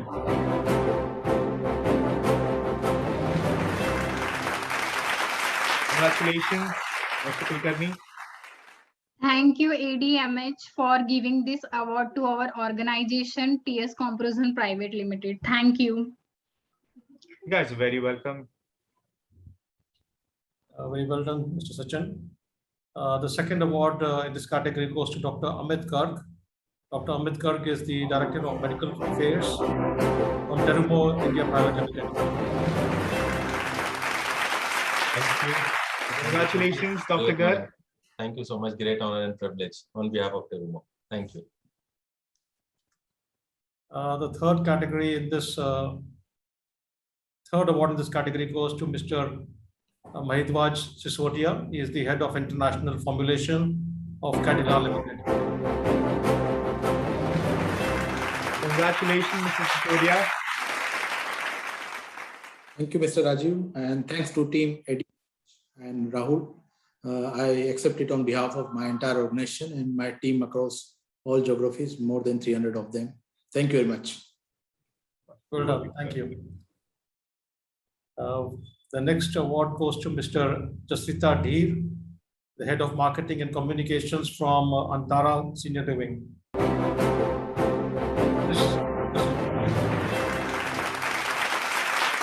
Congratulations, Dheer. Well, Ms. Jasrita, are you here? I think she's not here, so we can move to the next. Yeah. Well, we move on to the next award.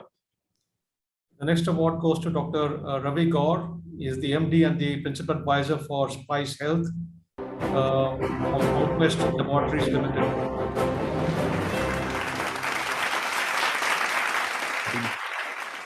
Thank you, ADMH. It's a huge honor for me to receive ADMH Healthcare Marketing Award. And I think I'd like to first congratulate and recognize the hard work of my contemporaries as I share this winning space with them, and I feel proud to be part of the fraternity. It's hard to put my feelings into words, but nevertheless, I'll just quickly try. The best marketers are always creating relationships with the brand, customers, and other marketers. And in the world where marketing and digital go hand in hand, how can healthcare be left untouched? I'm very glad to do so day after day, month after month, and year after year in my career landscape. And for that, I'm bestowed with this prestigious honor. What more I could have asked for? I'm truly humble. I like to add, the need for healthcare marketing, in my opinion, has never been more critical for that matter. The emergence of social marketing has encouraged us to look into customer awareness and experience. And if we truly care for our patients and clinical friends and the needs customers who really require these services, we need to let them know what is existing that they can avail. And the best way is by integrating communication across multiple platforms and channels. ADMH is, I think, doing a wonderful community platform and focusing on all these things. Today is an important and momentous occasion for me to know that my efforts are rewarded. And I think I wish all the best to ADMH. Thank you so much. And thank you so much, ADMH, for recognition. Thank you. You're very welcome, Dr. Garg. Thank you. The next award, sir. The next award goes to Dr. Alok Malik. Is the Group CEO of Omni Group of Hospitals.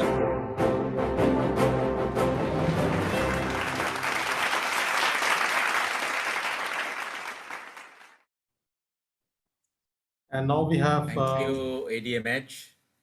Truly honored with this award and the recognition that in these days of social media marketing and all kinds of blitz marketing, we continue to focus on good operations, good customer experience. Our own patients can become our best marketing agents. When our own patients refer us. Dr. Malik, could you speak a little louder? Your voice is a little unclear. When our own patients refer us to their own family and friends, that's the best way of marketing, right?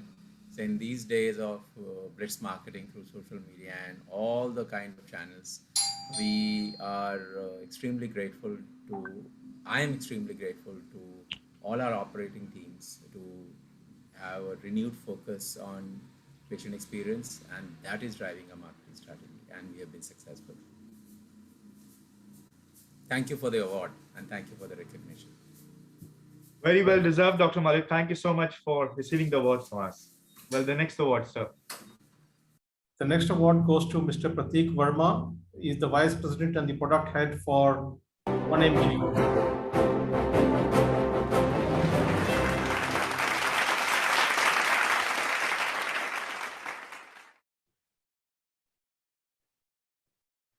Prateek Verma, are you with us? Mute, sir.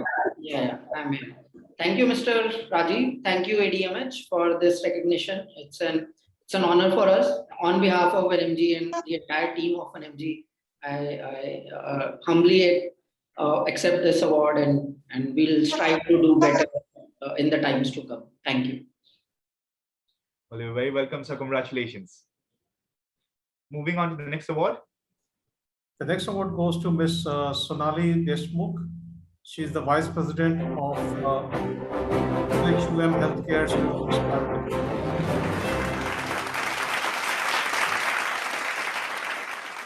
Thank you. Thank you, ADMH. Thanks for this honor. It's my privilege to be there on the part of this. It's really a great feeling to receive this award. ADMH is really doing a wonderful job in the arena of digital marketing and digital healthcare marketing in this part. I have heard a few minutes back the session also. So the entire discussion was around the plethora of healthcare and what is the current innovations and all these things, and that's really great to be a part of this. As we all are engaging into this marketing and digital health marketing activities, I just wanted to add a few more things that if it's possible for you, you can do. Get engaged with the patients also on this activities, or get engaged with this marketing activities with the patient, because what currently the things which are required, especially not in the urban area but for the rural area, the kind of awareness on the facilities, on the structures which are available, which is given by the government or by the private hospitals, has to reach to them. And if that kind of awareness, if you can create, that would be really helpful to this healthcare fraternity. Wish you all the best, ADMH. You are doing already very good, and I wish all many more success to you. Thank you. You're very welcome, Ms. Deshmukh. Thank you so much. The next award, please. The next award goes to Mr. Harish Manian, the CEO of MGM Healthcare.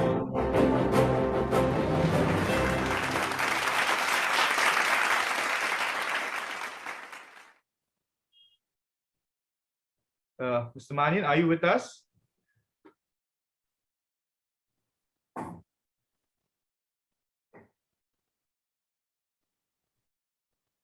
I think we can move to the next. Okay. Congratulations, Manya. Move to the next award, please. The next award is Mr. Gautam Khanna, CEO of PD Hinduja Hospitals.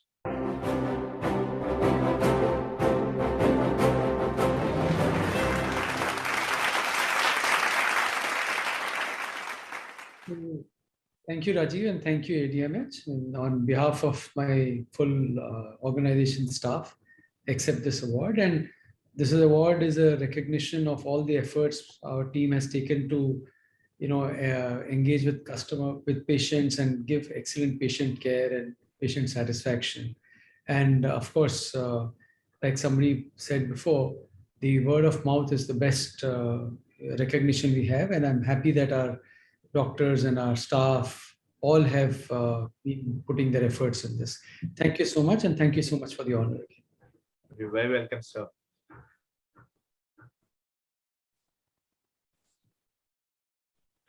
Well, sir, I would like to again reiterate the fact that the awards that are given to these marketeers, they've been putting a lot of effort in making sure that not the businesses, but also the healthcare industry runs very smoothly during the time which have been really tough for all of us.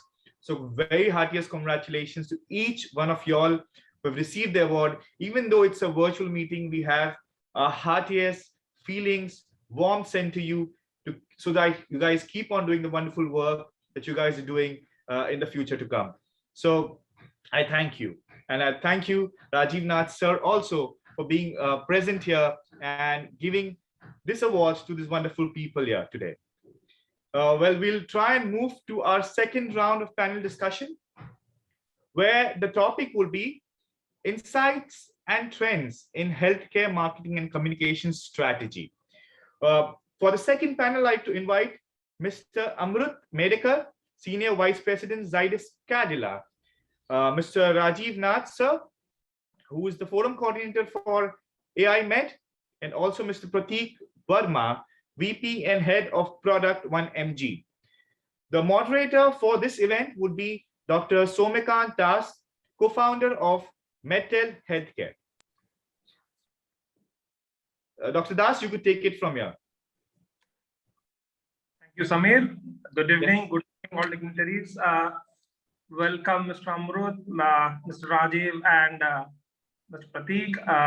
Pretty much delighted to have these discussions going on. So thank you, ADMH, and thank you all panelists over here. So I'm Dr. Somekant. I'm the co-founder of a health tech startup called Metel. We are into remote patient monitoring and connected care solutions. We are pretty much working with 40, B2B clients in delivering remote patient monitoring solutions presently in India and Southeast Asia. So I had this love for marketing, being a physician. Went for my marketing to Lucknow, did a full-time marketing MBA there, and have been working in business development, marketing, entrepreneurship all throughout for the last few years. Having said that, let's start with the discussions. We all know that change is the only constant, and we are seeing in the post-pandemic and the pandemic era how various organizations, specifically healthcare, are modulating, are bringing a lot of innovative marketing strategies. And 2021 saw how customer priorities, all major merger acquisitions, a lot of competitive trends, and these are growing day by day. And we see that a lot of healthcare organizations are keeping a step ahead of each other, and the entire ecosystem is growing, and especially the healthcare, be it the health tech services, hospitals. We see how innovatively they came up with the post-pandemic marketing, communications, and the entire business processes. So without wasting much time, if I can go to Mr. Amrut, and hi, sir. So my first question would be to you. Can or how keeping up with the latest healthcare marketing and communication trends help to accelerate growth? So marketing and communication vis-a-vis growth of a company. So what are your opinions Do they justify each other? How do one keep up with various marketing, communication, and trends? And that too, everything has a lot of limitations. May it be budget, may it be human capital. So how do you correlate growth and how? Thank you so much, Doctor. And first of all, the short answer will be yes, but we need to really step back and look at the evolving ecosystem that is around us today. So we know that how industry landscape has been changing, whether it is banking industry or insurance sector or entertainment industry, how OTT platforms have completely taken over most of the channel system today. The food delivery systems have also undergone change. So there is a significant shift as far as the consumer behavior, so to say. And obviously, we as patients or doctors or even a common man has increased a tremendous amount of data consumption, whether it is searching online for medical or healthcare related information. And therefore, if the patients are increasingly expecting to see more information on the diseases, the drugs or therapies, they're also indirectly demanding the pharma or healthcare industry to engage themselves and provide end-to-end services. And therefore, one way to take advantage of this changed behavior is to provide the patients with the relevant information, either through your website or through social media channels that you intend to deploy in your digital marketing.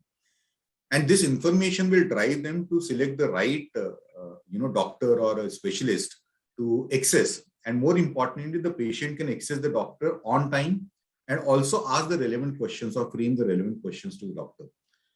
At the same time, on the other side of the table, the doctor is also consuming huge amount of data online. And this content is helping them to equip, help the patient to answer the queries and pass on the relevant information, which is available, almost live on a 24 hours basis. More important is that what kind of channels are you looking at in terms of reaching out to your audience? Is it that you're looking at a delivery channel of information, which is a digital platform, which will help doctor to help the patients? And therefore, they form a channel of delivery of information for patients in a very, very simplistic way, so to say, and fast and accurate information to comprehend. So comprehension of information which is delivered through a healthcare company is very important from the patient perspective, because there also comes the angle of vernaculars, right? Because most of the channels today are in English or typical Hindi language. But if you look at the diversity of our country, another big challenge that you'll have to solve is that whether you are able to put in those vernaculars for patients to comprehend. And this will help not only, or rather support, build the relationship of a doctor with the patient community, but more importantly, also help boost the relationship of healthcare with the medical fraternity. So that's the crux of the story. Now, coming on to the next part is that if you look at the patient awareness, it has also taken a huge shift, especially during this pandemic year, and as well as it has been evolving over a period of time. So today we are talking about how the benefit of a therapy or a pill can go beyond the pill. So we are talking about the beyond the pill benefits. And I can vividly recall, but due to the platform contents, I can't talk about the names of the companies or the brands. But there are large number of brands of specific pharma companies and specific therapies wherein they've been working on how to improve the compliance of therapy to a specific indication of a patient population. So I think that's a win-win-win situation. So patient benefits here, the healthcare company or the pharma company also benefits here, and more importantly, the doctor also benefits, which has been a big question mark in terms of compliance to the therapies considered. The third piece which is helping in terms of digital outreach for a healthcare company today is getting the right analytics. So much of data is being consumed, the content is being consumed by the patients and the doctor that you can virtually do a real-time analytics of interest areas of the patients or the doctors and so on and so forth. So I think a few takeaways from today's trend is, one is how are you going to deploy your resources? Why I'm saying so is because the obvious question that most of the pharma marketeers or healthcare companies would ask you is whether they are able to derive the right kind of ROIs or not. Now, it's a very, very difficult term to understand that how do you very subjectively able to come out to the right matrices of objectivity to track the ROIs for your digital engagement. And there you want that you are able to say that, okay, I'll be able to connect with the content consumption on the platform. That may be one of the matrices.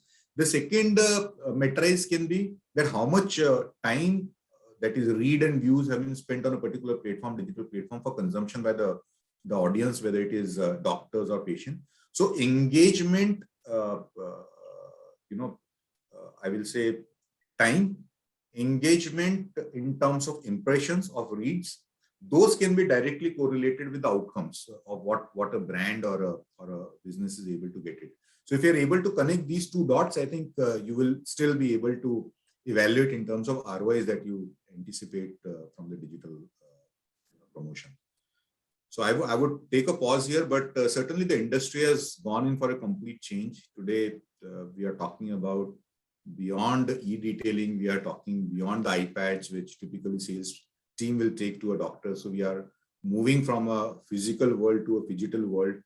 The man is supported by a machine today. So I think very interesting times ahead, very engaging times ahead. And more importantly, those will be some throwing some interesting challenges as well for us to deal with. Thank you so much.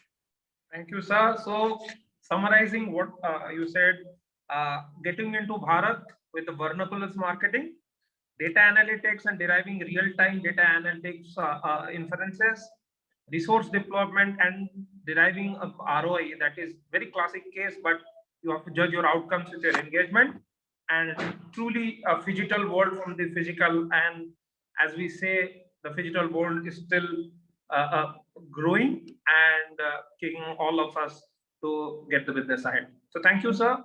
So we move to Mr. Rajiv. Sir, you are a veteran of entire healthcare industry, not only in India, but across the globe. As sir said, we are getting into digital mode and we are getting into digital.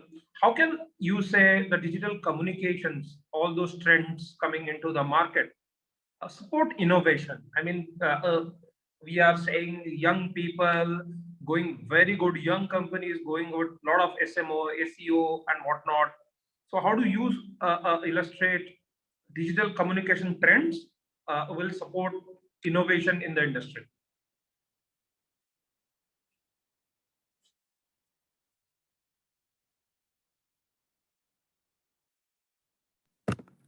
Mr. Rajiv, you are on the mute. Yeah. Thank you, Dr. Das. It's an interesting question and in fact, a deep one. So 2 aspects to the whole thing, or I would say 3. Marketing, innovation, communication. Communication being digital.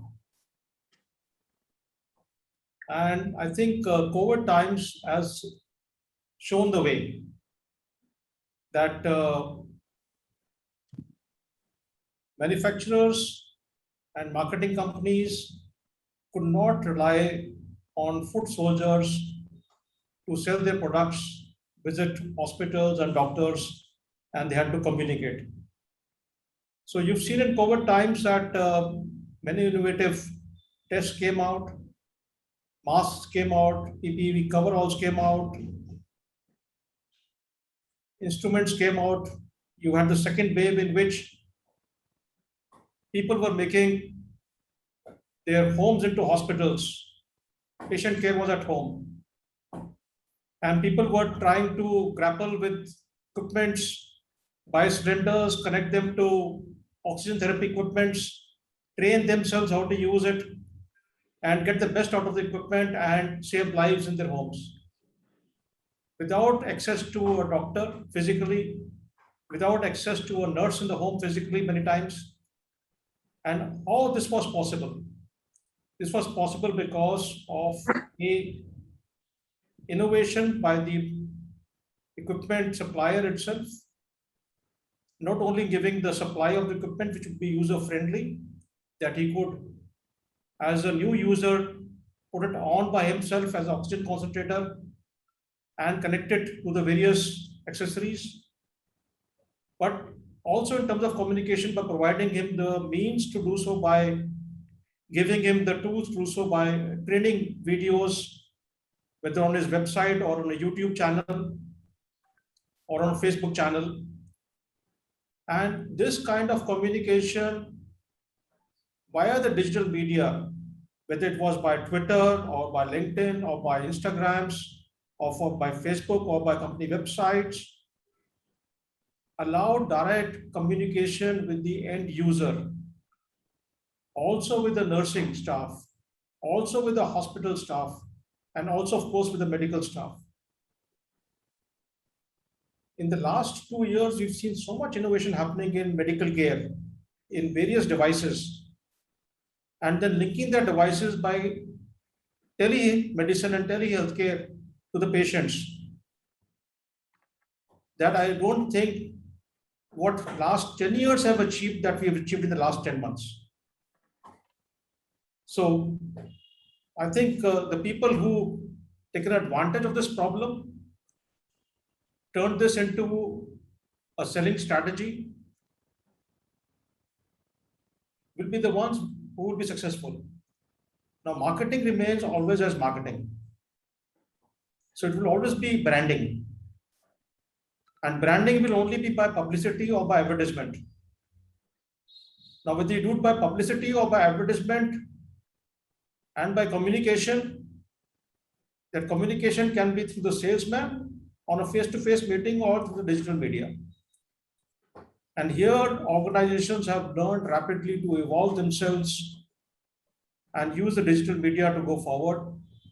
So it's again interesting, an organization like yours has also come to the forefront only because of this recent pandemic. I would not have heard about your organization 4 years back. So these are evolving times, and the way forward for all of us to stay ahead in the race is only by innovation.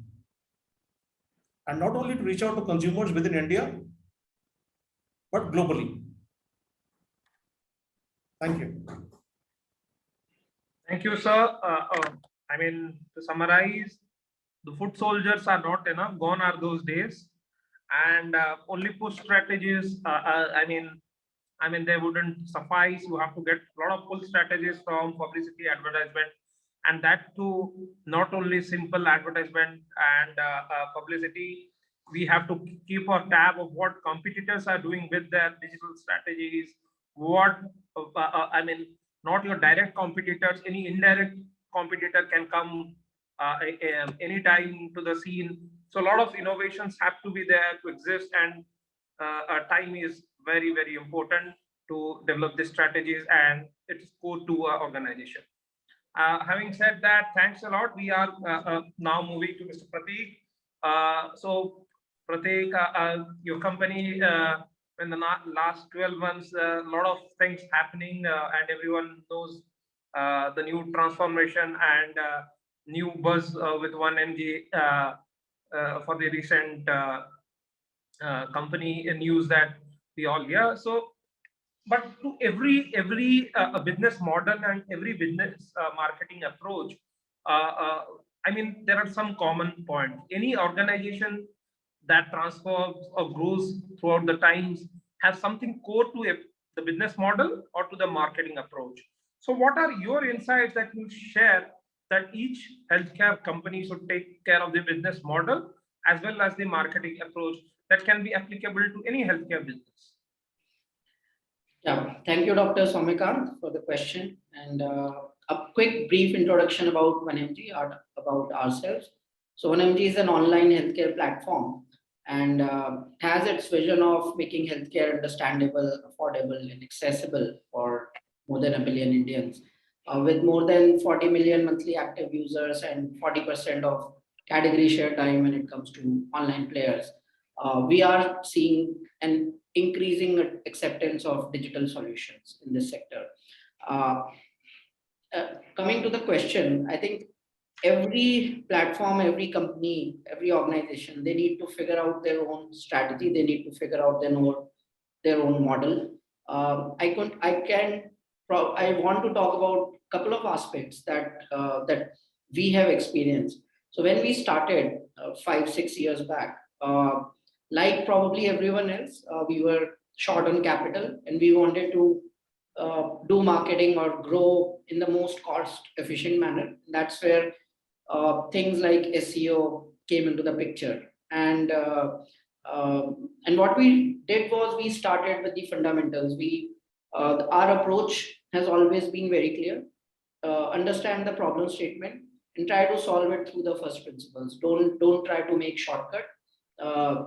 Solve it in the way that whoever your consumers are, they need the solution. So when it came to content, we created high quality, rich content without compromising on any aspect. So we put a team of doctors who helped us in putting all of this. What it resulted in was a good SEO score, which eventually started giving us traffic. Now, once the traffic began to come on our platform, building on top of that, for us, what we internally took as let's say a guiding principle is that trust is a currency that we don't want to lose, and that is something that we want to play upon. So trust became sort of a currency for us, and we are trying to build further on top of it for years now. Now, what do you do of trust? So the next aspect, the dimension which came into the picture was engagement. User attention span is getting very lesser these days. So you need to figure out ways to engage with your users quickly and efficiently. Of course, this is challenging. It's not easy, but it is also an opportunity and a key area to distinguish yourself from others in this highly competitive environment. So to build on, I would just want to give an example which probably every one of us can relate to. Not related to healthcare in particular, but imagine that maybe in a tier 2 city, so where I grew up, at least it was very relevant that in our locality there used to be a store, a local store, kirane wala or whatever general store you want to call it, right? So if someone comes into a locality and if he's crossing by that store, what that store owner would not do is he would not start shouting at you, waving at you, and start telling you, hey, I have a discount, I have this, I have that, right? Instead, what he would do is he would probably at first say a hi or a hello, introduce himself. One day you'll probably go to that store, ask for something. He'll begin to chit chat with you. He'll begin to know you. Few days will pass by. You'll begin to develop some sort of relationship or a friendship with that person. He'll start selling you things. He'll start telling you that I also have this, you may need that, and so on. And then he may want to cross sell something. He'll even tell you there would be times when you may not have cash, but he'll tell you that don't worry about it. It's on the house and you can take care of it later. He'll get products from you which is not available at his store, right? The point is that there will come a stage in this journey when if you're not buying something from him, you will feel like cheating him. So that's the kind of relationship that he has developed with you over a period of days, weeks, months, because he has invested in the relation. He has earned your trust and he has done everything to earn your trust, right? And that's how a relationship between a buyer and a seller is developed. Now, if you want to scale this scenario, what are the challenges that you'll face? Let's say this is a working solution which I told about, that invest into a relationship.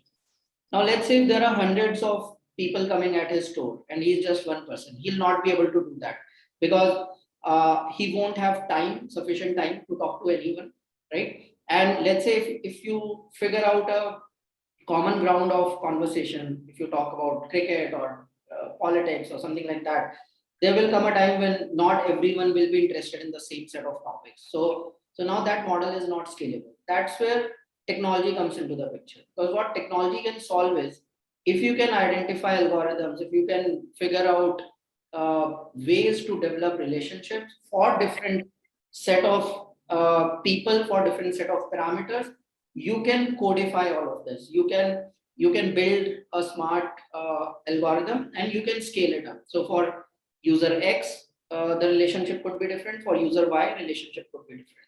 So now building on top of the currency which I mentioned, trust, what we did was with all the traffic that we have been getting. So we created user journeys, we created user personas for our system, for our users. And we started to engage with all those users in different ways. So for example, if I have a website, if I have an app, if one user opens the app, he will see something which is different from another user. Now that is based on certain parameters that are passed to the system. So that is the next thing that we invested towards, creating a relationship with our users in a way where we would want to understand them better and we would want to solve their own problems and not just bombard something that we have at our end. So obviously it needs investment from technology side, from even money, monetary. It is a monetary challenge, but this is something that we have done and we have heavily invested towards. And now we are trying to also go offline with the same concept at play, where we are starting to build on the offline campaigns, but following the same mantra that has worked for us. So this is a glimpse of a journey that we have had. And as I said in the beginning, every organization needs to figure it out for their own self as to what is more relevant for them. But this is something which I found, or we found, relevant for ourselves. Thank you. Thank you, Pareek. So summarizing, whatever business you go in healthcare, so I mean, in spite of capital, in spite of people, human capital that you have, never compromise, never go on shortcuts. Try to put trust and relationship into everything. That's the magic mantra.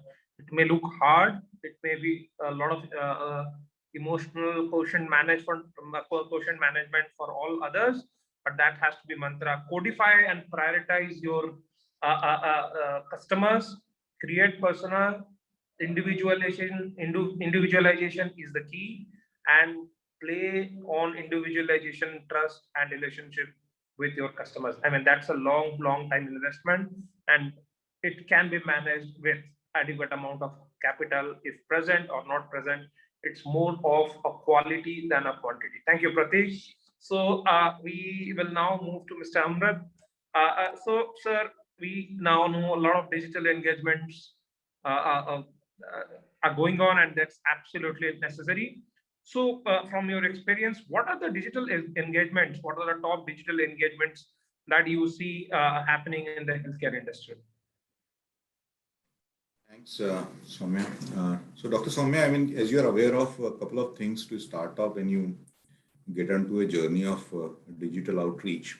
One is obviously the website or the portal that you try to hinge on, because today content is the king, as we say. So if the content is the king, then how beautifully curated content you are able to provide to your customers, and more importantly, whether it is customized or personalized or not. Because Dr. Soumyakant may be an orthopedician, he may not be very interested in what is happening in dermatology. It may not be his interest area, or even radiology for that matter. So whether you are able to curate the information, even within orthopedics, it is related to trauma if you're a trauma specialist. So whether you're able to put that across and appeal to the relevant audience and engage them on that portal or a platform or a website, whatever you have.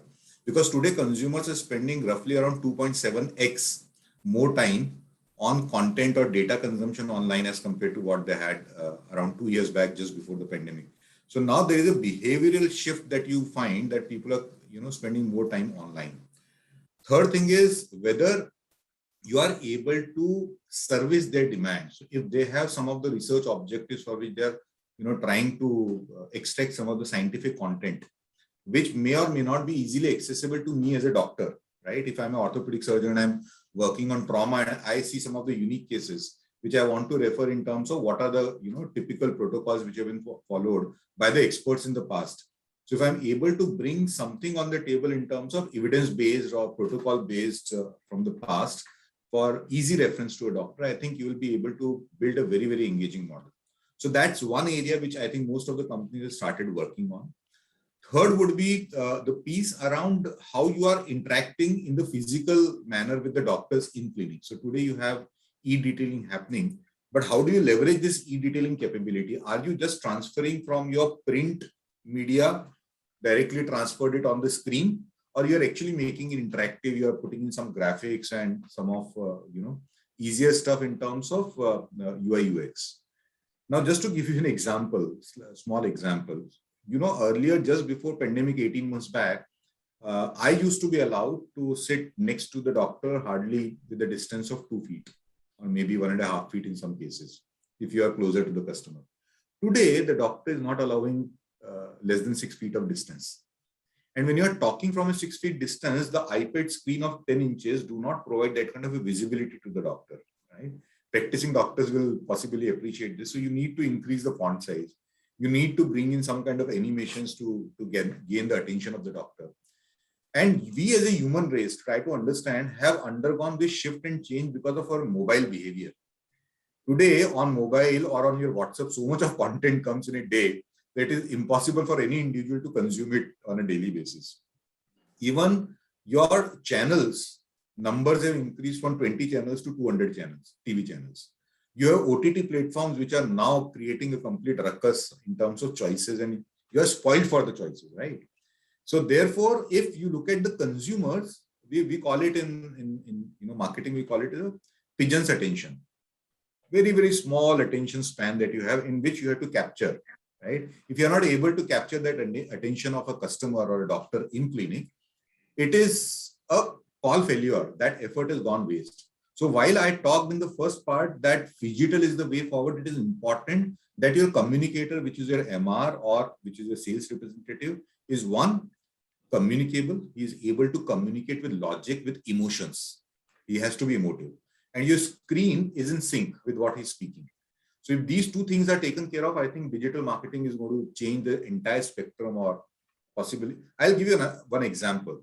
There are a few companies which are now building in the interactivity. So while I'm launching a product to Dr. Pratik Verma or Dr. Somyakant in the clinic, I provide, if you are interested, I want you to just swipe on the screen to request for a sales pack to be delivered at your place, or the sample pack to be delivered at your place as a trial pack for some of the patients, for that indication for which I have launched the product.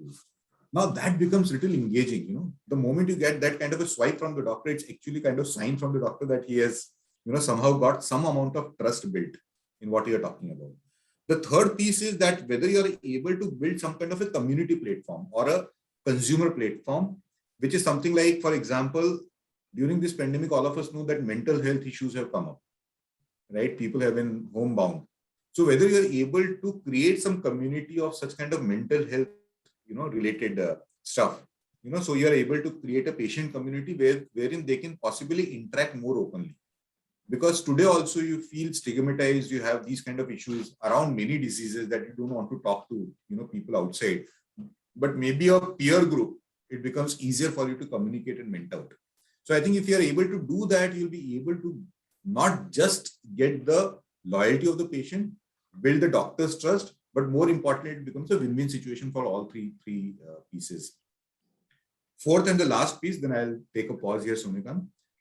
I think in the real world, we are seeing the wearables also changing the entire, there's a pivoting which is happening towards the wearable. So today, I think in my office, if I see almost 20% of the young group is having that, smart watch, which is checking your blood pressure, which is checking your oxygen level, and so on and so forth. Even your steps are getting counted on a daily basis.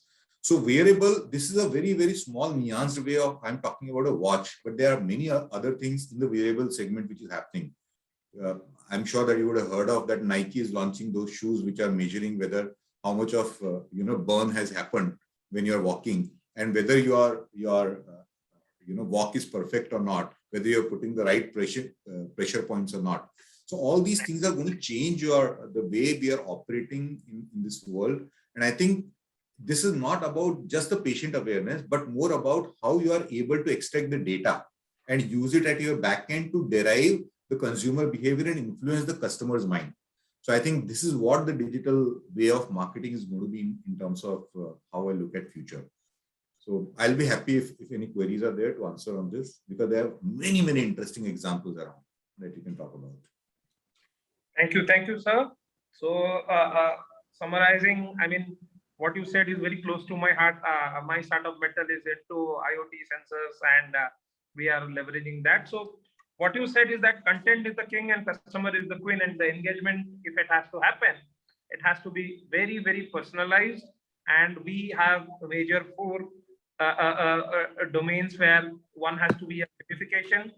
The end client should get engaged through gamifications. No direct flow of information will help. Second, there has to be community-based engagement. At the end of the day, we are all social, and community-based engagement also provide more strength to your digital engagements. Also, third, there has to be peer-to-peer engagements, because there is some sort of belief, trust, and validation from your peer, so that the peer-based digital engagements are very, very crucial. And getting into a more wearable sort of IoT sensor-based, where the data is generated, and again it comes at a full circle where the data is being used for more content. So thank you for Somikant, just to add one more point, is it is important for you to leverage all this what is happening online in terms of conversations that you're recording, because I heard Pareek very intently. I mean, he was talking about a word which he very beautifully played around, which is trust, you know. So unless you're able to build trust either with the patient community or doctors peer group community, you are not able to transfer this trust in the real meaning, real sense of business also, right? So unless you are able to transfer these online conversations to the offline behavior or what you want to see, right? It may not be the increase of business, it may be the sustenance of business, but whether it is happening or not, you are able to build that loyalty in your customer group or not. That's very, very important. So I think thanks, Pareek, for bringing it up. Right. Trust is the word of now, and post-pandemic, it has been bolstered because we see the entire industry was shaken, and thankfully the frontline warriors, the backline warriors, everyone contributed to the industry, and I mean we can be proud of again strengthening all connections within the industry and putting up a great task. So having said that, I will move to Mr. Rajiv. Just continuing from what Mr. Amrut said, how do we, I mean, a lot of marketing, digital engagements is happening. How do we cope up with the changing world of patient communication? I mean, the patient is distressed, the patient is going through a hard time, maybe on a preventive or a curative mode. How the healthcare marketing is currently adapting to the changing ways of patient communication?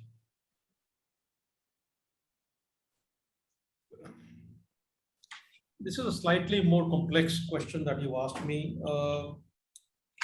Historically, medical device manufacturers, for branding or marketing their products, by physical meetings, by demonstrations, by education programs, training programs, and face-to-face meetings. It was very little by websites or by digital marketing, I would say 5 years back and earlier. Some ads in magazines and press or newspapers were allowed. In most cases, not allowed outside the technical areas. The last 1.5 years has seen this big shift over here, where now manufacturers are using Twitter or LinkedIn or Facebook or Instagram to bring out product launches, communicate product differentiators. Now that part is fine, but the challenge has been, of course, of capturing the feedback. Now, when historically a good product and a good company is built based on communication. communication is always is two ways. Not just the company speaking out or the salesperson speaking out, but also capturing the feedback of the user experience, whether it's a doctor or the nurse or the end consumer using the medical device or the healthcare delivery he has experienced, and then given that feedback back to the supplier of that service or that product. And based on that communication, you work upon building the product quality or tweaking the product specifications or adding new features or reducing certain features, and then bringing the product back with that experience back into the market with those continued small iterations and changes. Every progressive company does that. Whether it's a healthcare delivery hospital or a clinic or a manufacturer, you always have to listen, not only speak. Now, in this digital time, this has been a challenge. Communication is at two levels. One is at the company level or organization level.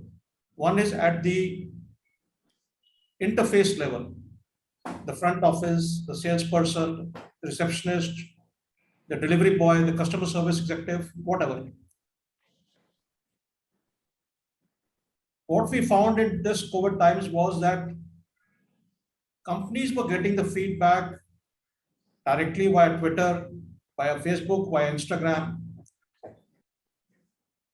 But the people who normally and historically were interfaced were challenged to get this feedback. So they had to rely upon a very simple tool like WhatsApp to communicate and get the feedback from their regular clients or the medical community interlinked through the distribution network. So, but again, it was interesting because sometimes you had to have a complaint, you could not visit. You wanted to understand the complaint. If a vacuum tube is not fitting onto an analyzer, is the fault of the analyzer, is the fault of the tube. So it was a challenge, but yes, people found innovative ways of reaching out, getting videos taken on WhatsApp, communicated on WhatsApp, and sent across with the complaint form. So manufacturers could understand what the key issue is and then resolve the issue and create a CAPA so that the complaint would not be generated again. You cannot replace face-to-face meetings. We found that. And now, since the world is again opening up last few months, since June onwards, the sales team is very happy to be back in the field. They don't mind taking the risks. They do understand and enjoy the advantages of digital marketing and digital interface and digital communication. But it's a good complement to their face-to-face relationship building. It cannot be a substitute. Thank you. Thank you, sir. What you said, if I had to summarize, it's that, I mean, though physical went through a more digital, face-to-face went into more of social media acceptance of reviews or feedback from clients. The feedback is very, very essential because it's not a monologue, it's a dialogue between the end client and the company. However, we have to see what are the platforms they are using. Newer platforms will come from the patient side, from the end client side. We have to appreciate those platforms. But having said that, we need relationships, trust that has been core to our discussion today, and that will still be face-to-face plus a digital, but both the things like phygital mode where we are getting into, as we had mentioned just a few minutes ago, a phygital communication will be the new mantra for all companies. Having said that, the last question in this discussion, so I will love to come back to Prateek. So Prateek, whatever we discussed we have seen it, we are going into it and process. What are the exciting trends in marketing your product at your company? Or what are the newest marketing communication trends that you foresee in the next 1 year, next 5 year, next 10 year that will come to the market, and you at 1mg will see your products getting into that mode. So please share some of these exciting forecasts that we and our viewers will love to hear. Yeah. So there are tons of things happening in this domain, and I would like to build on top of what Mr. Amrit and Mr. Rajiv mentioned, and thanking Mr. Amrit for bringing another important point. He mentioned that the attention span is getting very, very low, and that's one of the key challenges that we face right now. And another point which was raised was communication, and communication is the key, content is the key. So if you merge all of this, so what you find is that it's a few years back, you would build your pamphlets, which would have everything. It would tell you, it would have a punchline, it would have some detailing, it would have more content and more content, right? What we are now seeing is that that format is probably not working out the way it was working before, because the people's attention span is getting very low. So instead, what you need is probably 1 word, 2 word, 1 sentence, 2 sentences, just to get their attention, just to ensure that the person, the recipient, whatever he's seeing, it is of value to him. And now if you use this concept, that is what happened with the short video format, the TikToks and the similar channels, which saw a huge surge, because they are a 10-second or 20-second short form video format platforms, right? Because that's where the attention span is going. Now what it means for us is that, and when it comes to a segment like healthcare, it is very important to not take any shortcuts, as I mentioned earlier. So what we are now trying to build is a bridge, something which can connect a user to the eventual need of a long form content, but through a very subtle set of nudges, which will grab the attention, which will ensure that we get the right user, which will ensure from a user's perspective that whatever I'm going to engage with is relevant for me.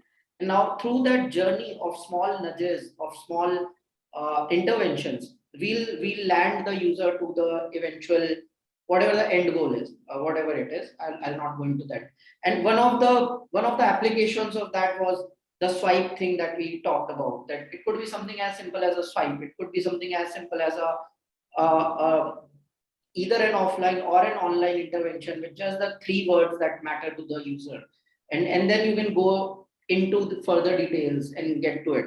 So now, building on top of this concept, there are tons of tools which are now getting built, which are trying to engage users and create this journey. So building this journey as an infrastructure is something that we are investing on, and we are seeing results. Someone who's let's say taking a medicine X or trying to inquire about some condition Y, right? Now, if you can engage that person with information, with content which is relevant to that person, if you can again personalize that content and do it at scale, where you can use technology to do it for everyone, for millions of your users in million possible ways. So those are the kind of technologies that are coming up in the sector, and that is what we are investing on hugely, heavily. And I think that is where a significant investment will go in the coming few weeks, months, years. And what it also does is, when we get to a nuance level, as nuanced as that, there are sub problems which will come along the way. For example, in the digital industry, there is this problem of attribution. You don't get a better feeling as to how can you attribute, which channel do you attribute a user to? Has he seen your TV ad and then come to the platform? Has he clicked on your Google ad and come to your platform? Has he come to your platform through word of mouth? But if you follow, let's say, marketeers would probably understand that if you follow a last click attribution, you may not be able to solve your problem. Because let's say if a friend of mine tells me about a platform, but then what I do is I go on Google, I search for that platform and I click on the ad. So the attribution is being done to the platform, right? To the, sorry, Google. But is that the correct attribution? I don't know. And as we go into a more nuanced approach, which I talked about, this problem will become a very big problem, because we need to figure out all these nuances in order to ensure that our strategy is in place. Whatever we are doing, the investments or the effort that is being put is in place. So there are tons of things that I can talk about, but probably I'll want to leave it at the conceptual level. That is where we are going. Micro nudging, micro interactions, micro conversations built on driving engagement, building trust, which will result in business objectives like retention, stickiness, etc., and thereby leading to growth. So in the end, this is how all the pieces of this journey will get in together. So yeah, I'll leave on that thought. Thank you. Right. So this discussion can go long and long, but having said that, I mean, we have to envisage that attention span is getting shorter. So whatever marketing and communication we have to do, it has to, one, engaging, and two, very short, so that we get to deliver the message within short span. Problems would be there. Well, if your CRM will know the source of the client that comes, maybe, but we believe in our optimism says that we'll solve that. I mean, we can see a lot of things like sensors, robotics, AR, VR. But thank you, Pareek. We will wait for 1mg drones flying over South Bombay, delivering and marketing communication to all. So with that banter, I thank all delegates for this wonderful conversation this evening. So thank you all, and over to you, Samir. Well, thank you so much, Dr. Das. Thank you. Welcome.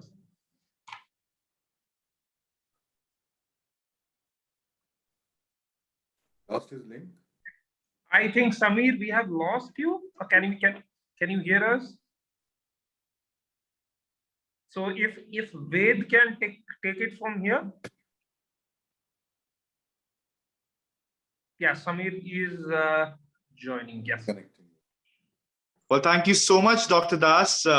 It's very unfortunate that I got logged out of my computer because of the power outage here for the past 3 hours. So I want to thank each and every panelist who has been a part of the session. The session was really insightful about what communication has to be done and how it has to be done, in what manner.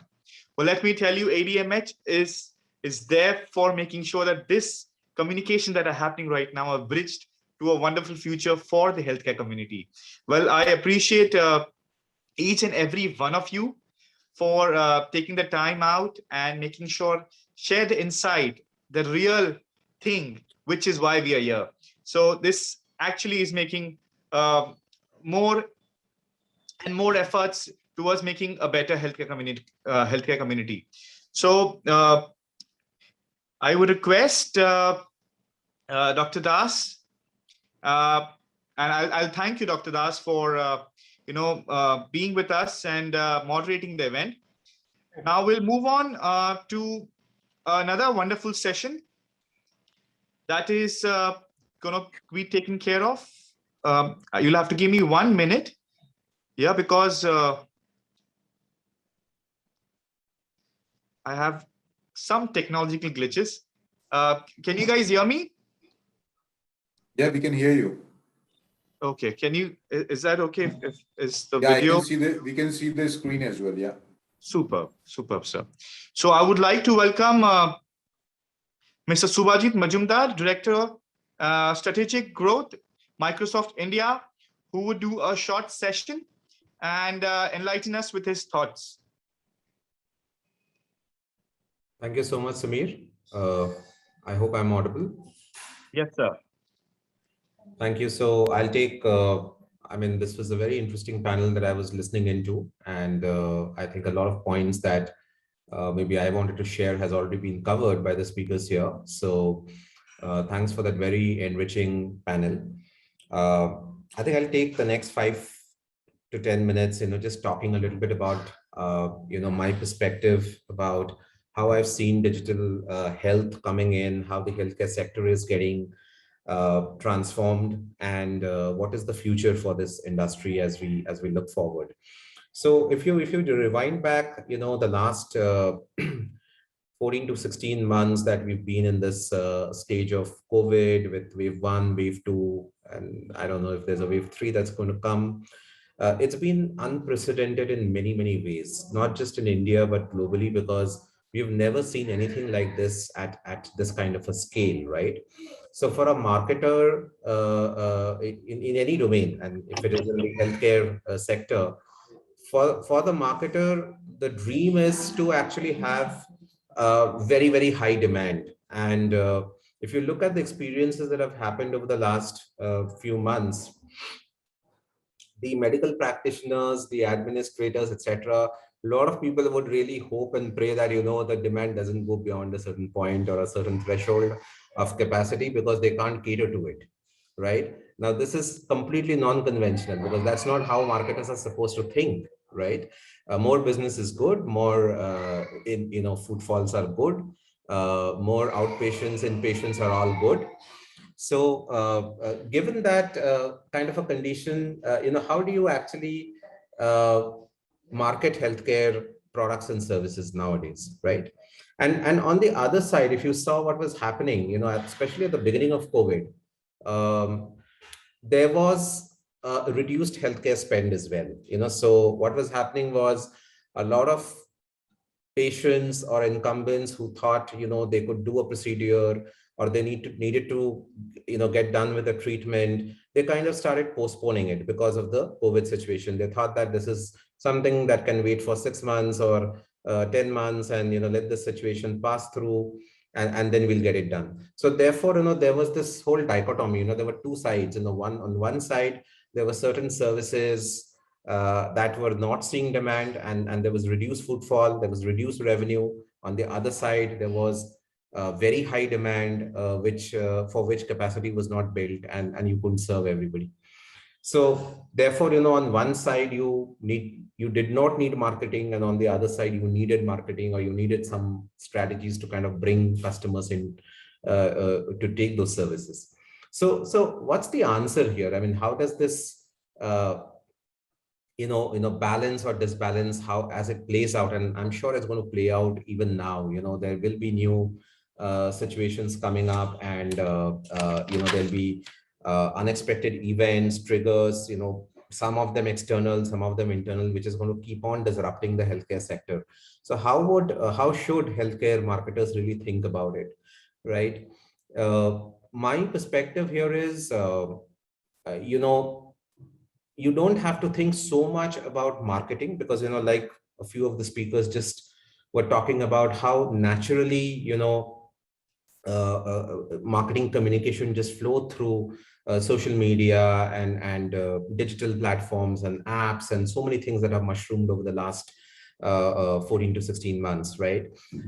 Overall, if you see the sector has become much more resilient, because the sector was not prepared for anything like this. The sector was not prepared for many segments of users that today it caters to, through a medium that was not absolutely acceptable to anybody, right? Everything was physical.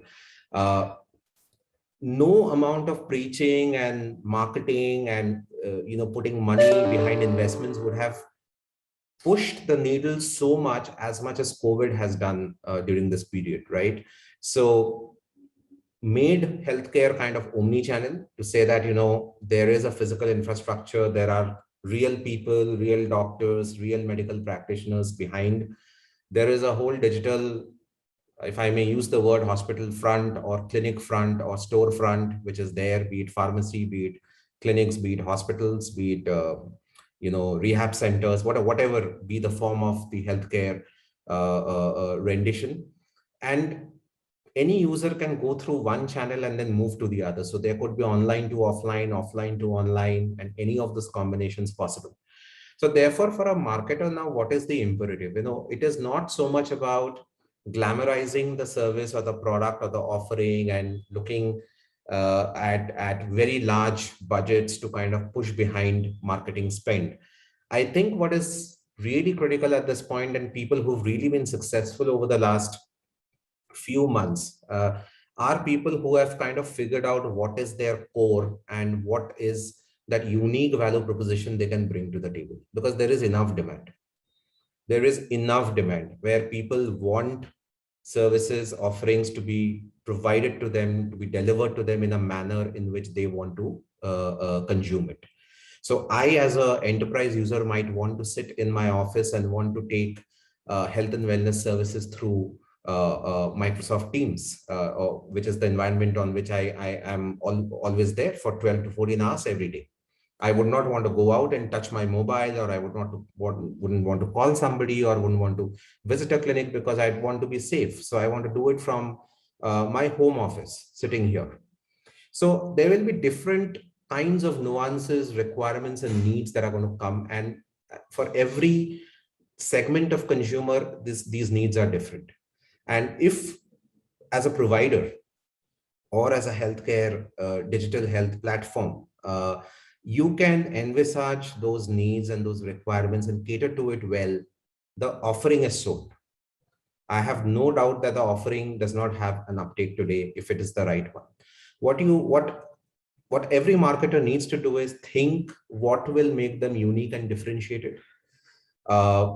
Need to understand those very deep consumer needs very deeply, to say that this kind of consumer needs this kind of touch point, this kind of intervention. So the tech also needs to be kind of nuanced for those needs. So, for example, as a remote, rural consumer or a patient, he may want to actually, talk to the best specialist that is available in the nearest metropolitan city, but would want to engage completely in his own local language. And if the specialist is not comfortable with that, can the tech platform help in doing real-time interpretation or real-time translation to kind of, make this experience and exchange seamless? So how do you position yourself basis those needs, and how can you then put yourself up in those right media and channels to propagate this? And believe me, if the proposition and the core offering is right, and you've been able to target the right customer segment, word of mouth just flows through today. You don't really have to do a lot of traditional marketing spend today to kind of take your platform ahead. It just goes through word of consumer reviews, what we share within our communities, the way WhatsApp groups and forwards kind of, saved a huge part of India, because nobody knew where those resources were, but social media was continuously trying to scrape that during that time to bring forth where's the availability and where's the need. Absolutely leveraging those channels in your own way, you would kind of make this very powerful. What is important is to kind of the overlaying thing to this, as I would conclude this talk, is how can you keep the tech simple? Because you're dealing with a country and a lot of patients and potential users who are not very tech savvy. People on this call and the likes of us on this webinar is that top 4 to 5% of this country who are tech savvy, who have access to all the devices, the network, the connections, and all of that, and can manage it, right? There's a whole a bunch of patients, users, consumers who are out there who don't have access to that. And how can you make this more democratic? The more you do that, the more you're going to be successful. So with that, I would just end this talk. Samir, over to you. Well, thank you so much, sir, for actually coming in and giving us this insight. I apologize to everybody for the technical glitch that has happened on my end. Unfortunately, we are missing on a few data. But since we have Mr. Subhajit Mazumdar with us, I would request sir to kindly give away the last set of awards. Well, I hope you have the list with you. Yes, Amir, I do have. I just want to check before I start calling out the names. Did you want the awardees to come up on the camera and say something? Yes, sir. They would give an acceptance note or a speech if they would like to. Sure. So I'll go in the order that I've been given, particular priority. If the person is not there, then I would just wait for half a minute and move on. No problem. So Dr. Tarang Gyanchandani, CEO, Reliance Foundation Hospital.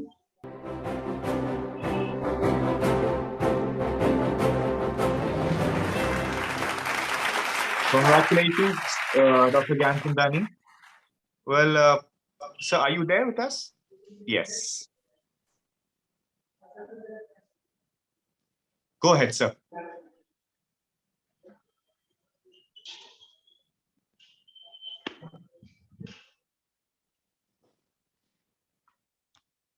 Sir, can you hear me? Am I audible to you? Mr. Gyanchandani? Doctor?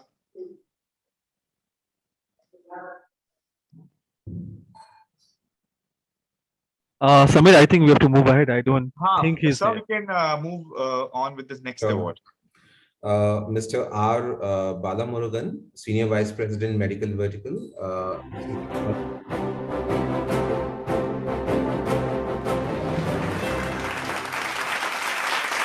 Congratulations, sir. So thank you very much. So first of all, I want to thank ADMH for choosing a different category of people and recognizing them with this award. It's a great motivation.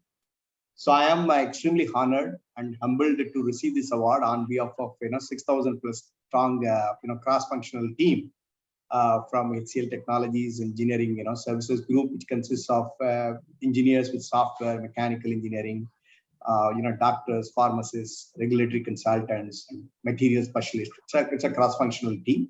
So all we were able to offer the design and development services for our global medical medtech companies, thanks to our team.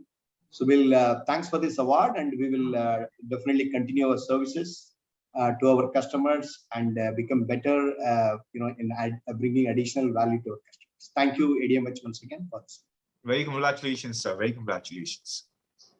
The next award, please. Mr. Hemant Rohera, CEO, eMedica. Congratulations. Congratulations.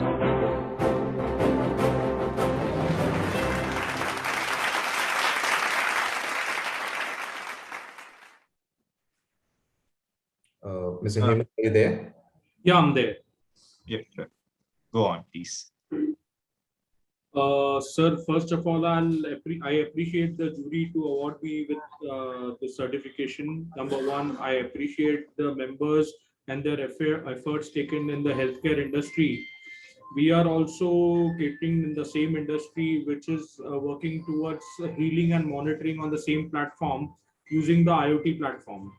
So definitely we are part of it and we are working towards it. We have a product called eMedica, which works on voltages, frequencies, and current, healing the body in a non-invasive way. We have our published papers in the US, we have our published papers in India, we have our clinical trials done with large organizations here in India, and now we've got the product out in the market. Definitely all our associates on this panel and further, we are looking forward for further hands to grow up in India and across the borders. So definitely we can explore for a good future. If you have any technical doubts, you can get in touch with me. You can get in touch with Mr. Ved Prakash, who's the organizer of this particular event. I appreciate for this award, sir. Thank you. Congratulations, Mr. Rohera. Congratulations. The next award, please. Mr. Suresh Nadar, Group CIO, Dr. Batra's Group.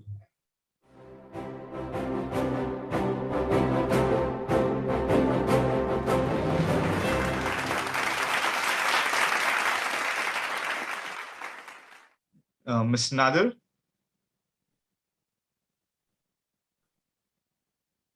Mr. Nadar? I guess he's there with us, or is he? Tanuj, can you move on to the next awards? Yeah. Okay. Mr. Vipul Dhawale, Marketing Head, MedNet Labs.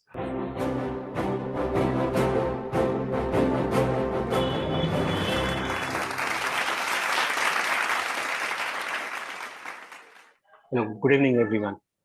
Good evening. Yeah, first of all, I would like to congratulate ADMH for organizing such an important event and enlightening us on such an important, scenarios and everything which are going on. I'm extremely honored to be receiving such an important award, and I'd like to thank juries and ADMH for the recognition that I have received for my work.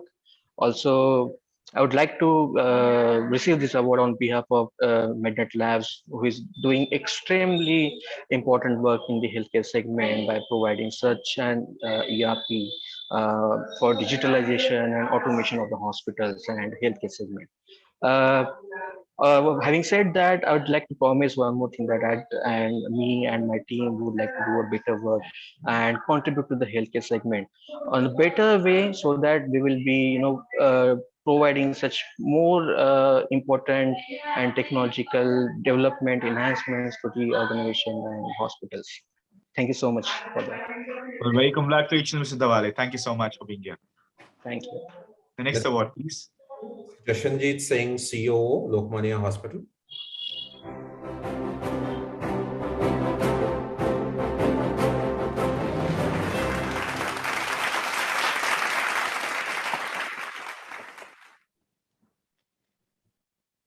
Mr. Singh, are you with us? Tanuj? No, I don't think he's there. So let's move ahead. So we'll move on to the next award. Congratulations, Mr. Singh. The next awardee is Mr. Mandeep Makwana, Head Marketing, Symbiosis University Hospital.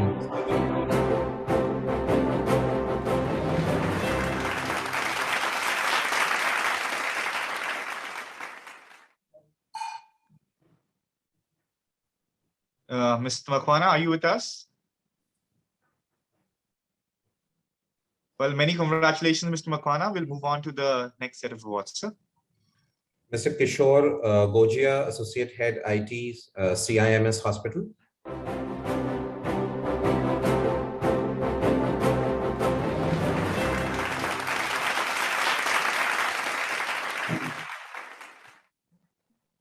Hi, first of all, I would like to thank ADMH team for this super award and such a beautiful initiative which the ADHM has taken. And I would like to say SIMS has given this opportunity to us to implement a digital strategy which will be helpful for our patient as well as staff both.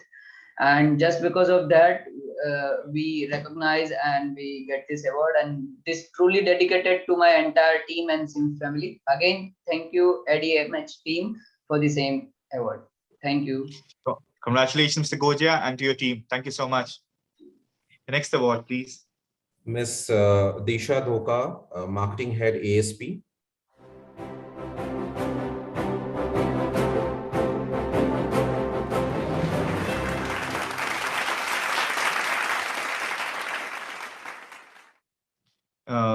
Ms. Disha Dhoka, are you with us? Tanuj? No, I don't think she's there. So we'll move on to the next one. Sir? Mr. Pulkit Joshi, Global Head of Business Marketing, Birlasoft.